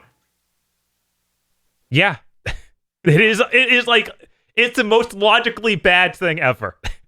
People are, I feel like the only way they could have done Byleth and not pissed people off, because it either had to be this one or the start of the next one. And neither would be good. So the only thing they could have even remotely done has been like, the next one's also 5, but if you order it, you get the bonus of Byleth. Right. Like that's the But only way. I don't think they have that Yeah, I much don't come out of awareness. this thinking shit is doomed. I expected them to like push Fire Emblem the way they're going to push Pokemon eventually. But like, it doesn't take away hope. I feel like they should have, if there was the power of time, and they could have positioned this anywhere else. No, it would have been worse. It would have been worse if they did like they put Hero last and then bunched this with Banjo. Yes. The reaction would have been much worse. Yeah, you would have the entire. Well, I mean, it would be people losing faith in what they already bought instead of not buying the next thing. Yeah. Well, at that point, fuck it. They're gonna be mad at some point in time. We might as well rip the Band-Aid off now. Like I said, the only way people wouldn't have been mad is if it had been framed like a bonus. Yeah, that's Right. the only thing. Right. Yeah, it's complicated. I'm not even saying I'm not going to play as the character. Hell, I play as Shulk. So, whatever. It is what it is. And It's a better announcement than Corrin, where they announced the character before the game was even out in the West. Yeah, no, that was absurd. Yeah. I was like, who? Like, people, What? I don't even know this character. You've spoiled No. that he's a dragon? That announcement was fine, though, because they then immediately announced Bayo. Oh, yeah. Yeah, true. So I actually have some important news to talk about. We couldn't talk about it earlier because Bob bounced out of the room. So he's back now. Hey, Bob. What's up? My dream's coming true. They're making an OSSC Pro. For those who don't know what the OSSC is, it's the thing that converts our retro consoles to an HDMI signal so we can record it. Does it have 3 layers like the PS4 Pro? Yes. Nice. No, I'm fucking with you. Oh, my. I was willing to believe you. There's no finalized design for the shell. They're just talking specs. They've shown the 3D CAD design for it. This thing is really damn good, Bob. Okay. So it's able to do 3 different modes of scaling. It can do a mode that's just the dumb but an instant no input lag mode that the current OSSC is. Okay. It can add a little bit of latency and do a very high quality deinterlace mode. Ooh. Because they added a shitload of RAM into this thing and much higher end chips. It can add another mode where it scales it entirely, and it has a bunch of different features such as refresh rate conversion. So now TVs that get broken, when you try to hook up some of these old consoles to them, like the NES or Super NES, it can do the conversion of refresh rate on that to a more capture card friendly thing. Ooh. It can also, you can stick, like we have, let's just talk Xbox. So we have an Xbox that's a component out, and we also have the optical cable for the audio. This thing has an optical in, Bob. So what it can do is it can take that 480p component signal, upscale it to 960p, stick it in a black box, just like the better, like the Wii HDMI mods, and then we can take that digital audio directly from the SPDIF. Ooh. And it'll convert that into HDMI. It's real fucking good. It can rotate games like flying shooters. So you can get the full horizontal resolution and then flip it so that way it's vertically oriented. So it's higher resolution. Which is really great. Not only all of these amazing, super great features, Bob, it has automatic sampling phase adjustment, which is when your old ass TVs would automatically look at the signal and go, obviously the signal is oriented this way. I will now sync to it. The OSSC couldn't do that. Guys, I've spent hours fine-tuning sampling phases. I've watched it. It is painstaking. It's the worst shit in the world. And it's automatic now. Thank you, God. When's this thing going to be made, Dan? By the end of the year is the sound of it, but they didn't announce a date. Like, it sounds like it's coming in soon, relatively, and they're going to be able to do an early kit where you basically build it yourself. But yeah, it's one last thing though, Bob. Yeah. So you know how we have a GameCube HDMI out? This thing has an HDMI in. Oh, so you can route through there? Yes, it can take the 480p from our GameCube HDMI out dongle and upscale that properly to 960p before slapping it in a 1080p box so our TV can make it look much sharper. Oh my god. That's really nice. This thing is stupid fucking good. It's literally everything I wanted. I have yet to ask them, though, if it can do 120 hertz at 1080p for the sake of GameCube, Game Boy Advance playback, where you can do 240p at 120 hertz. Because if it could do that, that shit would look and play incredibly on a TV. I don't know if it can, though. I will message them. But yeah, they just announced this. They've been working with people in the FPGA and FPGA hardware language community to get it set up. This thing will literally make our lives so much fucking better. Because if you think our videos look good now, this will make my life making those videos look incredible so much fucking easier. Any word on a price? It's clearly going to cost more than the original substantially. Okay. So I'm guessing under 300, over 200. That's my guess, based on the hardware they're showing. But this thing's really good, and it has actually a general purpose I/O port that's 20 pins. People are saying it can. They're saying that they could add analog output support to that. So what you could see is taking a 480p thing and outputting it on 240p for a CRT. Oh. You could downscale it and have something. So say if you're a Melee player. Not that anyone here Not that anyone here would be into that. Right, yeah, we all bathe. Yeah, okay. Whew, we're safe. You could have the HDMI, like say you had a SCART splitter like we do, Bob. You could use the old OSSC to output to the output to your capture card or whatever, and then you could use the new one to downsample it and put it on a TV and make it look real good. There are a bunch of weird situations like that. Like this thing's really flexible. Sounds incredible. It's like the best news of in forever for the retro community. I'm really just thrilled even to just get the optical SPDIF shit, because holy piss am I tired of old consoles clipping audio. Like the N64 is insanely fucking loud. The PS2 sounds vastly better over digital, and so does the Xbox.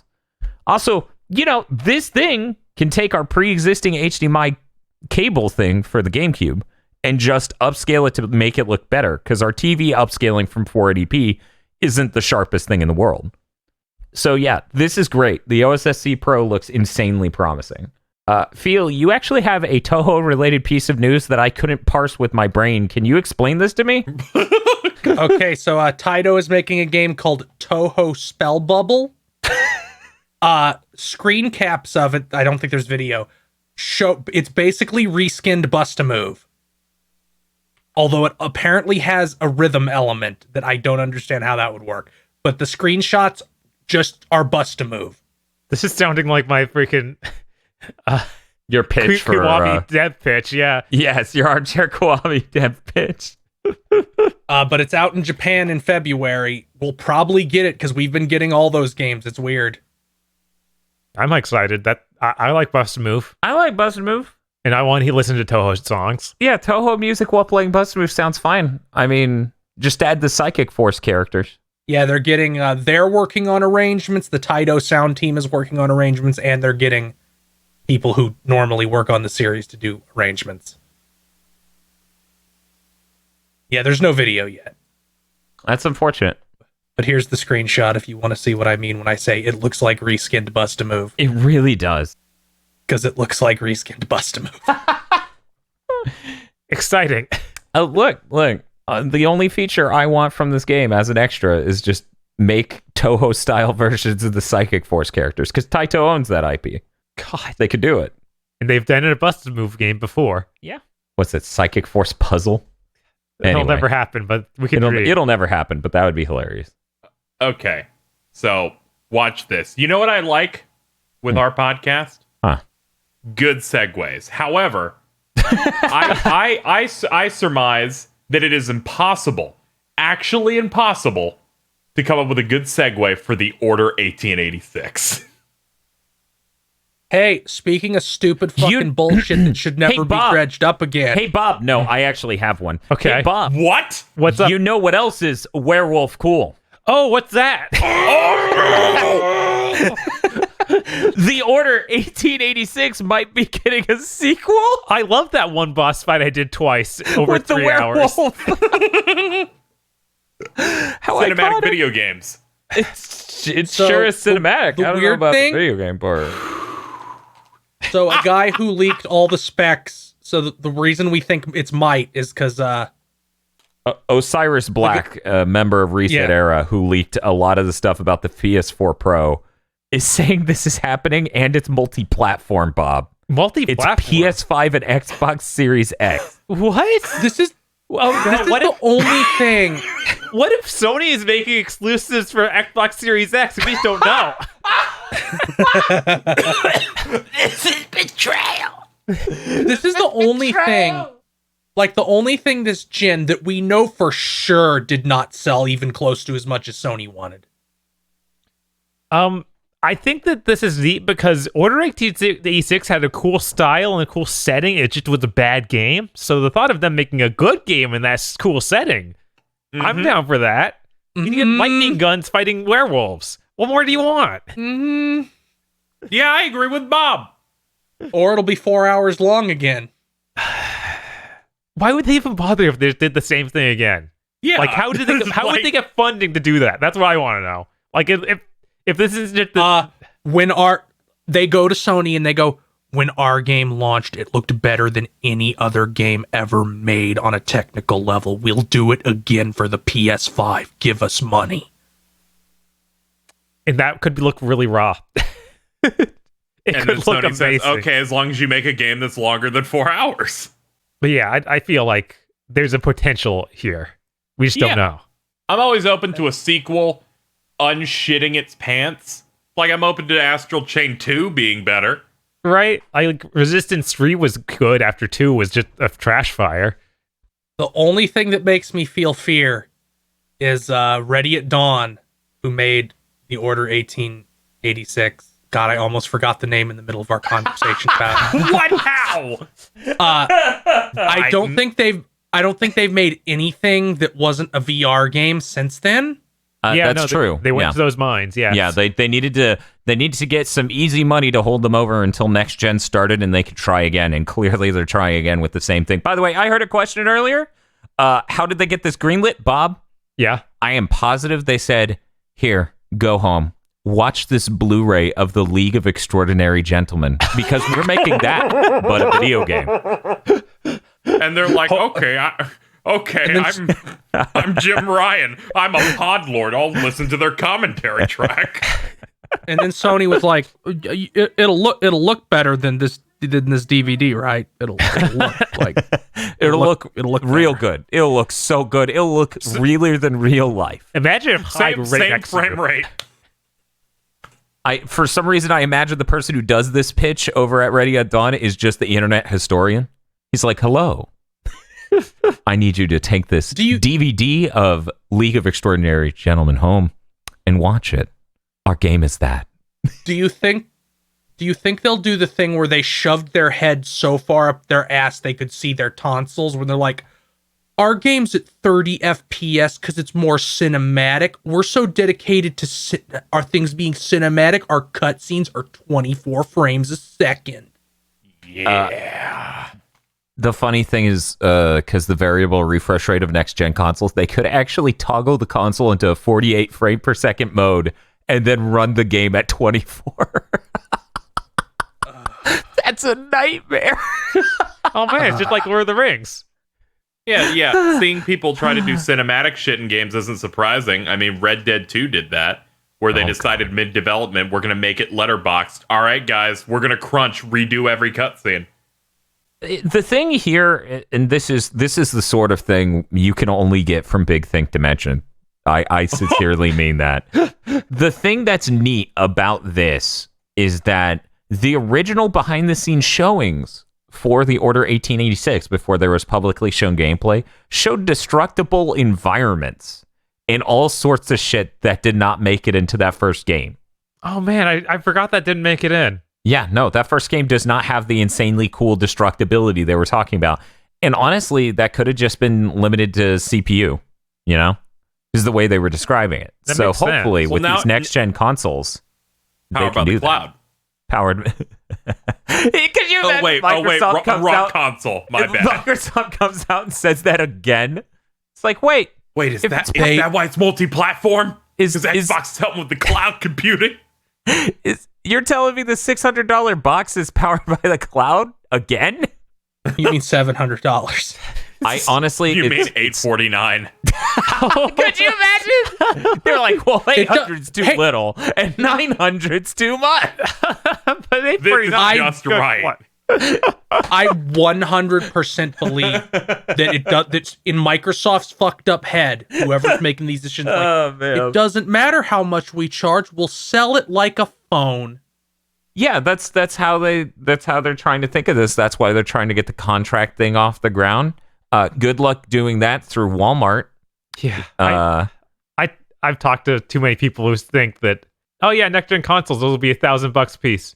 Like, what? Because that's what my phone costs. Wow, those people are telling Microsoft that shit, and Microsoft's believing them. Yeah, They're right. like, yes, this is how everyone thinks. Oh no, they're causing accidents all over the world.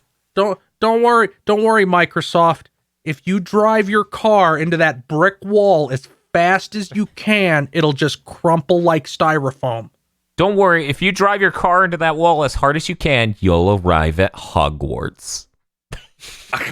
Okay, it's not even that. This is the equivalent of Microsoft going, look, there's all this road there, and it's all the dumb consumers painting a road over a brick wall like it's a cartoon. Yeah, it's the dumb consumers and some game journalists hanging out. The best part is Microsoft slowly driving the car up to the hole in the wall, and then the Sony train just comes out and rolls over them. They come out of the cartoon drawing. They are above the wall on a train track that's going like horizontally. And then right next to the wall where Microsoft's about to kill themselves, there's an identical tunnel painted on, and the corpses of Stadia is burning right there. Oh, speaking of Stadia, I didn't put this in the news because it's so minor. Google promises 10 exclusive Stadia games this year. Well, shit, man. Is that them shitting on Microsoft? Are you fucking for real? Microsoft is like, we're the first ones out to talk about our console. That's right, everyone. We shitted and farted, and Sony's like, do we seriously need to reply to this? And Google's like, we didn't shit or fart. we peed a little though. Pulls down his pants, shits directly into the air. Now, I had this. Yeah, I'm looking at this news feel, and I'm ascending. It's like Stadia promises more than 120 games in 2020. The Verge. Google Stadia is a console. It can't promise you things. It plays video games. But then after that, it says including 10 exclusives. Oh, man. Video games suck. Journalists are fucking stupid.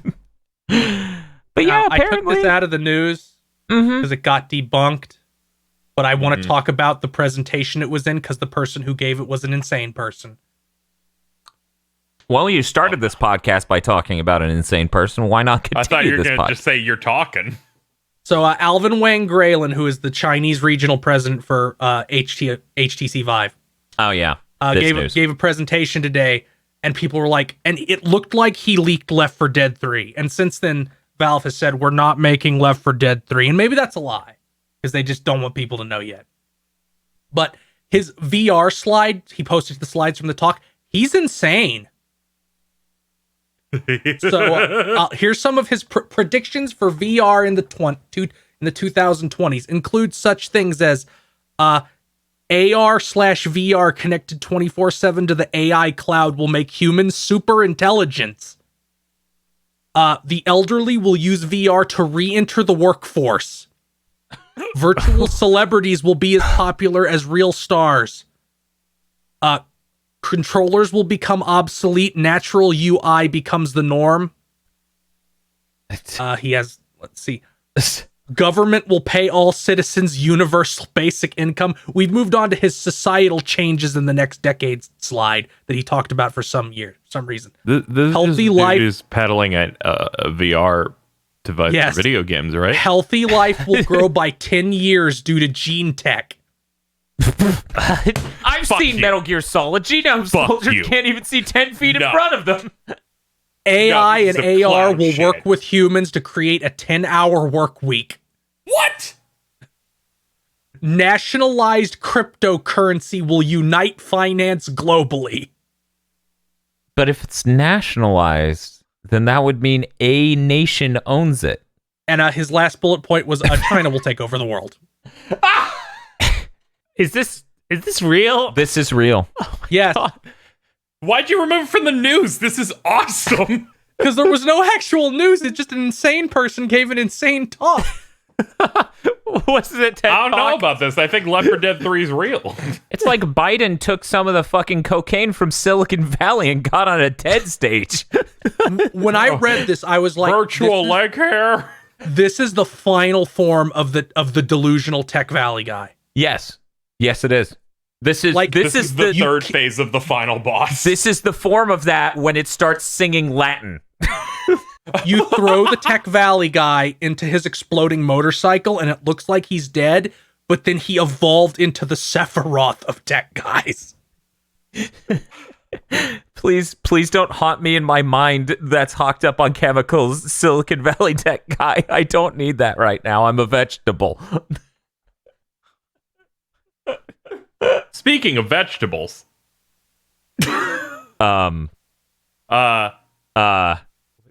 there's that part where Cloud becomes a vegetable in Final Fantasy VII, so we should talk about all these delays real quick. Okay. Since it's technically bad news because games get pushed, so we'll roll through. We have I four. never consider that bad news. Yeah, so it disappoints people. Some people look at it as bad news. This is all. Maybe if you're terminal with cancer, I understand. If you're not, you're Okay, yeah. impatient. Yeah, that too. So we got 4 delays. I'll roll through them quickly, and then we can talk about whatever here. Final Fantasy VII Remake is delayed 1 month to April 10th. It's too bad it didn't win one of our awards. It's just unfortunate. Sorry, Bob. I'm sorry you got blindsided, that you got gaslighted. Yeah, I shouldn't have listened to Field when they were like the whole thing leaks. I should have You stuck should my just gun. kept voting for it. You should Look, be like, It's like, put no, all 3 votes it in got completely leaked, but they did it anyway. I'm sorry. They Could you imagine if They were Bob's gonna bit for that entire segment was, can I put all 3 votes in there? Everyone would be like, They were Bob's from gonna- the future, get him! before they changed it, they were going to charge you in the middle of December. They were. Now they're going through this shit of like, you have to re-opt into your pre-order or else we have to cancel it. They're talking about the Square Enix store. Okay, To be for your- clear, for your special super for the edition. special Yeah. super edition. I was like, they don't understand. They're talking about one shop. Yeah, I'm like, I don't think Amazon's Go going to back charge to the me in PlayStation January. Network. No, buy I it do again. understand that. I just refuse to explain myself in a rational way. But that's our first delay. It's getting delayed 1 month. I put these in like release order. So the next one was the one from today. Iron Man VR Okay, was did delayed it- from When was- February. Oh, okay. I didn't To even May know that 15th. was. I didn't even know that was coming out in February. Yeah, I didn't know it was so close. Yeah, so that got pushed right. a few months. Cyberpunk 2077 went. We don't want to necessarily have to fight this shit. We could probably win this Final Fantasy fight, but we're gonna move from April to September 17th. That's what Yeah, you think that's the it. delay was. It's definitely not. The game is insanely complicated and has a million bugs they need to figure out. Sometime in January, they I shit think their it- pants and went, this isn't fixable. Yeah, although I'm sure Final Fantasy VII was like, wow, we dodged that bullet. I think these are really different audiences. I am a consuming robot. The only thing we know about is fighting video game sales. That's how this works. So that's all Yeah. we need to talk about within that.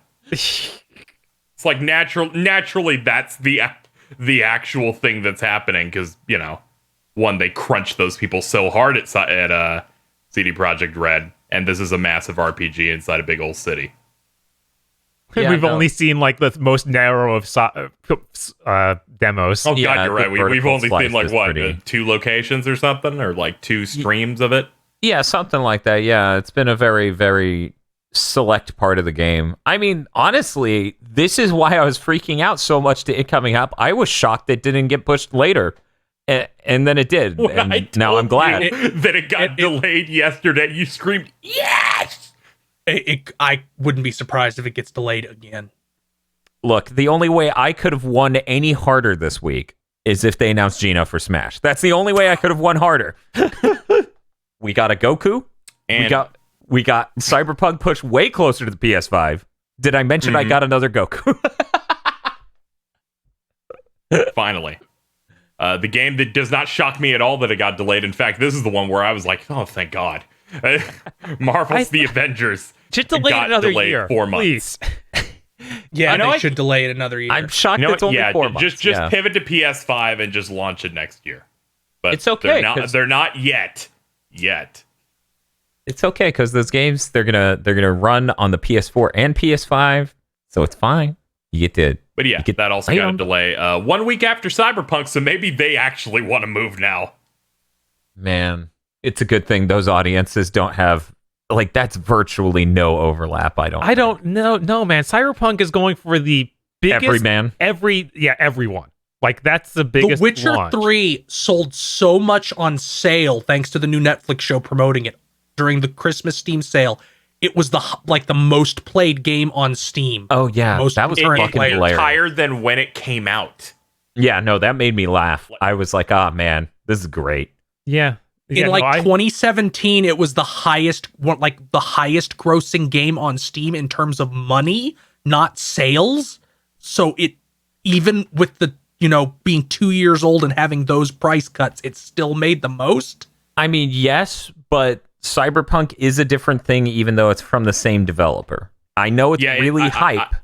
But I think it's because it's trying to cast a wider net, because I feel like more people are interested in what Cyberpunk is than The Witcher. Yes, people like guns more than fantasy stuff. That's just a fact.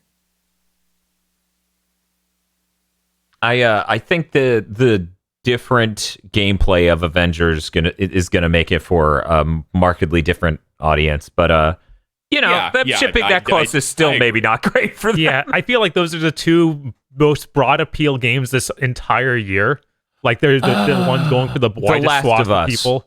Yeah, but it's only one console. Yeah, it's on the best-selling console this gen. Right. There are 100 million PS4s out there. Yes. I know it's only on one system, but I just remember when there was talk about when Final Fantasy 7 got delayed, and I saw a couple of people that deal with posting sales numbers and stuff saying, if anything should be concerning, it's Cyberpunk has a lot more pre-orders than FF7 does. So there definitely seems to be a decent amount of excitement over it. Oh yeah. Cyberpunk's pretty hype. Pretty hype. Keanu. Yeah, it's got fucking Keanu. So wake up, samurai. I'm so glad Avengers got a delay. I really want that to be good because I could really soak a lot of time into that. I am looking forward to playing Cyberpunk for the first time on my PS5. I'm not going to play it before then. It's too close. It is way too close. It's going to be within I could just play more months. Kingdom Hearts. I'll tell you how it is when I play it on PC. That's true. I could get it on PC. He loads up his 4 floppy disks. It breaks his motherboard. Those PC At least it's not players. locked to the Epic Game Store, so you get to actually play it. Oh, God. Damn it! Well, I was gonna fucking say that. I was gonna say I hope Horizon Zero Dawn is on the Epic Game Store exclusive. They already said it'll be on the leak anyway. Says it'll be on both Steam and Epic. Oh, I mean, I wanted to make a joke of how many millions of dollars will they pay for it. Somehow they still paid for it. They paid just to get it. Yeah, they would pay just to get it. Of course, you would do that if you were Epic. It legitimizes your platform. What was the last exclusive Epic got? I feel like those all of a sudden stopped, and I feel like it was because people looked at the numbers of the exclusives. I assumed it was because big video games that weren't exclusives to other platforms stopped, or something. I think the most recent one I can think of is Detroit. No, there was that indie game that its development was being funded on Patreon and through Kickstarter, and they released the worst press release in history. Shenmue? Which was basically no, not Shenmue. It was worse than that. Because it was yes, we know you've been giving us money for development for 18 months, 2 years, and we said we'd be this on Steam, but fuck you. Yeah. And then it came out that Rami Ismail wrote that press release, and I'm like, wow, that makes sense. Wow, that was that was vetted by someone not at the company. Yeah, keep in mind, Bob, you can hire Rami Ismail to help you with your PR strategies. That's a thing. That's a service he's offering you. That's insane. Can we get as him? I said before, psychotic. Okay, that is psychotic. So here's Rami Ismail tweet from today. Him trying to promote Stadia again by implying, Stadia's not that great. It wouldn't work on this in-flight Wi-Fi. And I'm like, wow, you're a fucking moron. Yeah, I hate that because I clicked the tweet and someone said jet lag and I wanted to die. Rami Ismail, in case you haven't seen it, Bob has stand for Stadia multiple times I've seen it. Yeah. Unfortunately. It is unfortunate. And the real unfortunate part, he's not even getting paid for it. When you told me he was a millionaire, I got so much more angry. Yeah, no, I don't want to believe he's a millionaire, so I refuse to believe it. Oh, okay. I was worried we were at the end of the podcast. And No, I was just looking at his tweets and thinking, nah, don't want to believe that. Okay. I reject this reality. I reject this reality and replace it with my own. Well, we got two more pieces of news. They are trailer related. First one, Resident Evil 3 Remake gets its Nemesis trailer. Showing off Nemesis, the one that they based on a real Nemesis they created and then scanned into the game. Yeah, that shit's great.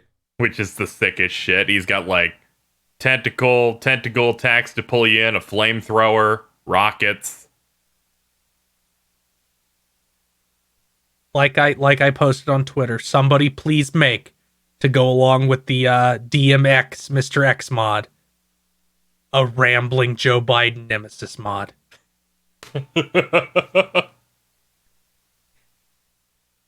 Voiced by you. You hear my fucking voice filtered voice as he turns the flamethrower at you. Listen to music. Put on the record player before your kids go to bed. Oh God, what's that? As the phone rings. If I knew how to mod shit, I'd do that now with Mr. X. And it'd be the funniest shit in the world. Where instead of footsteps, just Yes, just replace Mr. X's sounds with Dog of Wisdom.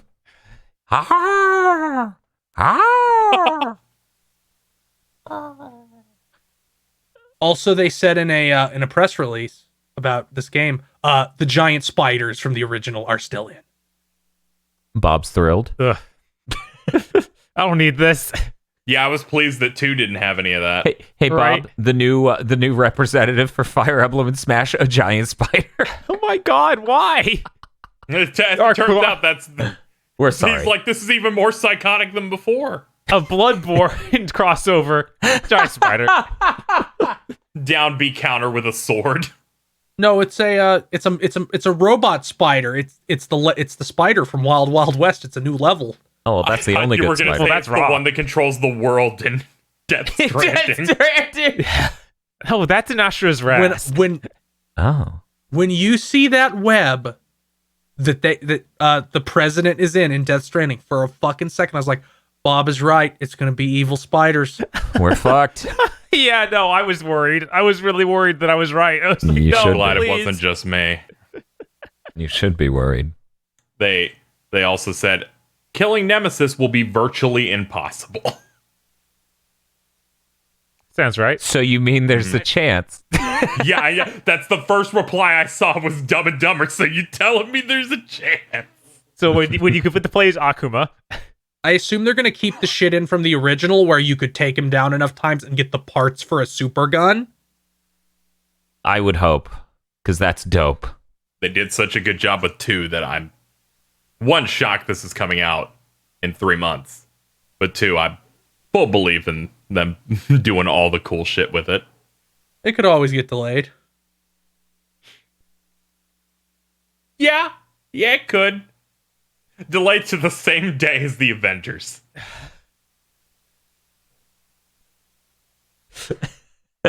Is that really wise? No. Not really. yeah, I mean, at that point, it's like, why don't you just put it in October and make it a horror thing? Oh, you don't want to do that? Okay, whatever. Why would we put a Yeah. spooky game out during some fall month. Yeah, put it on like February or whatever. Who cares? Yeah, it's wintry. You're scared to death of how cold you are. Anytime a horror movie comes out in January, I'm like, why? Because fuck you, it's January. Yeah, Oh. exactly that. Yeah, it's a bad movie. There you go. That's how it works. It's so depressing. God, the movie industry. So they put out a trailer for Doom Eternal, and I got tired after watching it. Why is that? It's so rad. It is so rad. They opened that trailer where they just show the planet with a giant hell pentagram on it that's been burned into the surface. They've given the Doom guy a Virgil. They did. Everything about that game looks fantastic. I listened to NoClip's interview with the director, and he went, yeah, a lot of people didn't really... They had problems with our original game because you could just solve everything with the super shotgun. So we're making and designing the game not to be hard, but to force you to use all of your tools and really understand how to move around the levels and really just get into that mode. And everything he said about how they're designing the game is like, man, he really gets it. He understands how to make something really good. I mean, the interviews he did for the first game with NoClip were really good, so... Yeah, the director is just that Hugo, the guy who just smiles the entire time, and he's just very enthusiastic. He's the only director I've heard interviewed who does modern games that when they asked, so what games have you played? He's like, I played this and this and this. Where he actually is still really accurate on that. He laughed about how he can't play test their games on easy. He can only deal with the hardest difficulty now. Like he's poisoned himself. He's like, I can only play this game on Nightmare. I can't figure out what balance is on anything else now. And he's like, our game's at best on that mode. And I'm like, I may never play that mode, but I do appreciate that you're putting some work into it. Yeah, no, that's good. It's good to do. Yeah. Then when he said, hard games need to be good hard. Because we could just make everything hit scan, but that's not going to make a good hard game. Right. That's Like, that'd make the game trash instantly. Yeah, he's like, you want to focus on, all right, we're going to make you do certain things, and making the game harder will just be, you have to do that more. You have to do that faster.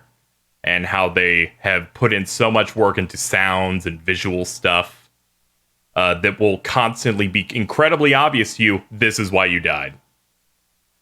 And when they talked about FromSoft games, they go, those games are about like the mystery of figuring things out, but we make it obvious what you need to do. And I was like, oh my God. Yeah, it's always a hard balance to reach of Yeah. actually telegraphing what the problem was. Yeah, and the fact that he talked so much about that, because, you know, they were talking about Sekiro at some point, and then he talked about how they've put in a lot of work to just make sure you know exactly what's coming at you, what killed you.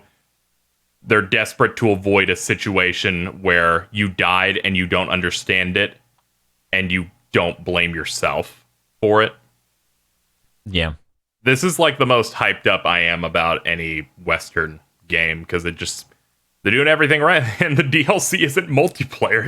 It's extra levels. And, yeah, they did announce and a they seem season to be pass. promoting it. The curse that keeps Bethesda from promoting any of their shit seems to have been broken. Yeah. When they have actually a good game to show off, I guess they're okay with doing that. He also almost apologized because he's like, yeah, our first reveal of the of Doom 2016 sure looked a lot more like Doom 3. And then he's like, Doom 3, we like Doom 3, but we're doing our own thing here. That was nicer than he needed to be. Yeah. That'd be like if Matt Walker was like, DMC 2, you know, there's stuff there. That outfit, like, Look, man. at least Doom 3 is a technical achievement. It is. Devil May Cry 2 is just terrible. Yeah, no, Doom 3 is like one of the first games to really push shading. Like, and how programmable shading could look. Devil May Cry 2, I don't think it has done anything for any technique. Amazing texture work on a certain room. Yeah, like I was about to say, it's a miracle that the disc could have that texture on it and the disc not commit suicide. I got a friend who has a t-shirt that is all entirely just the DMC2 pattern room. That's vile. That's amazing. I need that shirt. It is incredible. I quoted it one time just going, the DMC2 room shirt stays on during sex. Searching that phrase got me your tweet. There we go. DMC2 has one other good thing about it, which is the cutscene where he goes, "King, here's your crown," and then shoots him and he flies through a wall. Yes, that's what they said on their tweet showing the shirt. Yeah. Didn't they introduce Bloody Palace in 2? They did. Yes, they did. I heard people say that. Yeah. So I'm not sure. Bloody Palace is the best part of that game. It's not good. Right. Yeah, I know. when On the subject of at least introducing something. Yeah, that's true. Yeah.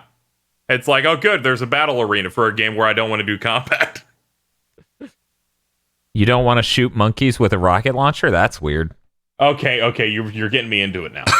Ape Escape 5 is going to be sick. Yeah! Oh my god, rocket launcher with mobile net. No, I was just it's a sad walk and talk game now, and Spike is like Joel and just murders these apes. I would buy that in a heartbeat and cackle my way through the entire game. Yes, it's straight up somebody's doing an impersonation of the characters from Planet of the Apes. Spike, One of the apes I is like, didn't realize you were here. Where is your friend? She died.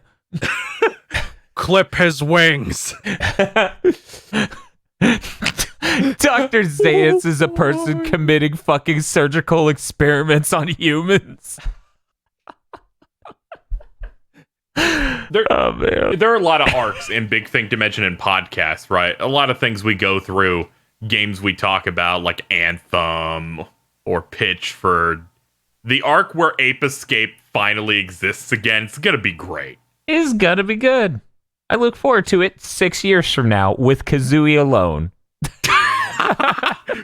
Dude, that'd be sick. No, it wouldn't. Get away. That'll be the name of the edgy Banjo reboot, Kazooie Alone. Banjo Undewey. Undewey? No, oh god, now I'm imagining like that's what they'll call it if it's about using time travel to undo nuts and bolts. He goes out the world and it just goes and then just reverses time. Well, we're done. Yeah, we're done. We've done it. We need to talk about what we're up to over the next week. We've got that part 1 and part 2 out by the time you watch this of the Kingdom Hearts 3 Avenging My Youth. Please go watch that. It has been delightful. I think the smartest thing I've ever done as a human being is set up the stream deck to have punch-in zooms on every person on the stream. It is really amazing. It is way too fun. We might have other it breaks things the coming stream up. sometimes. Only one so far. Hopefully it will be fine. I think there's a checkbox I can check to hopefully prevent that. We'll see. But yeah, worth it. I don't. Aside from Game of the Year podcast continuing, that's all I can say is coming out in the next week or so. Hey KZ, what do you have going on? All of my content is done and down the pipe and ready to come out. So it's coming out each day. However, Kingdom Hearts 3 Remind will be out over the next week. I will dive bomb it the day it's available to me, which means I'll be done by the time it'll be out in the US. But that's fine. I won't spoil anything because I wouldn't want to take this experience away from literally anyone. Oh, I thought you were going to say you wouldn't want to take the experience of spoiling it away from people on Twitter. Yes, because one, if nothing leaks and I'm like that first wave of people who plays it, I'm not giving anyone ammo to throw spoilers in there. And two, I want people to be able to get excited and experience it. I'll probably tweet stuff like, Hey, guys, as expected, KZ likes it. What a fucking shock. But I'll go mute some people on Twitter. Oh God, we're less than a week away from Remind. Yeah, Fuck. yeah. It's almost here. Very excited. Gonna be jumping through that, and if it's structured the way I expect, where it's very easy to jump into the story stuff, that means that Aggro will have to suffer even more. I will continue streaming Danganronpa. Cool. Hopefully by the next time I stream it, my fucking new emote will be approved. Good luck with that. Fucking, that is the worst thing about Twitch. Yeah. Took us like 3 weeks, something like that. No, it took us over a month. Yeah. Were you already an affiliate when that happened? Oh, you had to have been because you don't get them until you're an affiliate. Yeah. It's so ridiculous. What? Twitch is incredibly slow if you're not a partner, and then after you're a partner for a bit, it's automatic. It should just be, it's not a dick. It's fine. Nah, they just make you have have an intern look at it. But once you're partnered, they go, all right, you're not breaking any rules, so we'll just honor system. Okay, so I was trying to get this out at the start. I was reading development stuff about Death Stranding. You know that line, "You're the president of jack shit"? Yeah. Uh-huh. Nobody wrote that. That was just something Norman Reedus said while they were doing mocap, and Kojima decided to put it in the game. Norman Reedus, you blessed bitch. Oh my! Also, I made that up. Oh. Fuck you! Why you gotta do this? Fuck you. I thought Dan would get it because it was a story from the production of Blade where some motherfuckers always trying to ice skate uphill was just something Wesley Snipes said on set. And that they shit shoved happens into in the movies movie all the time, and you're like, it's a reference to Blade. It's okay. The leg hair. Oh my god. I was legitimately listening to a podcast about Troy Baker in the development of Death Stranding. The Academy Academy of Interactive Arts and Sciences put up a podcast where Troy Baker talks about being in that game. It's a good podcast. People should listen to that. And they should stop listening to this because it ends right now. Feel your son of a bitch. Thanks for listening to this episode of Big Think Dimension. This show, like our other podcasts, is only possible with the generous time our co-hosts have given to us and the equipment we've bought to make it higher quality and easier to produce. Please consider supporting our podcast series on our GigaBoots Podcast Patreon and look forward to more gamer premonitions and Big Think Dimension in the future.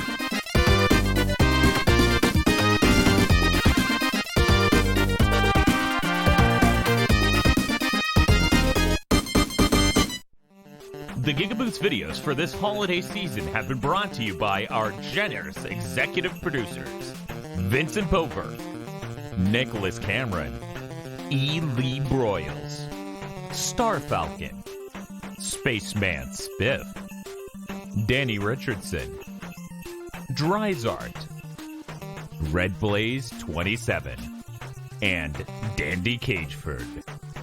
Thank you very much to our incredibly important executive producers. And also these guys. If you want to join the fight for good content, then go support us on patreon.com/gigaboots to become an executive producer today.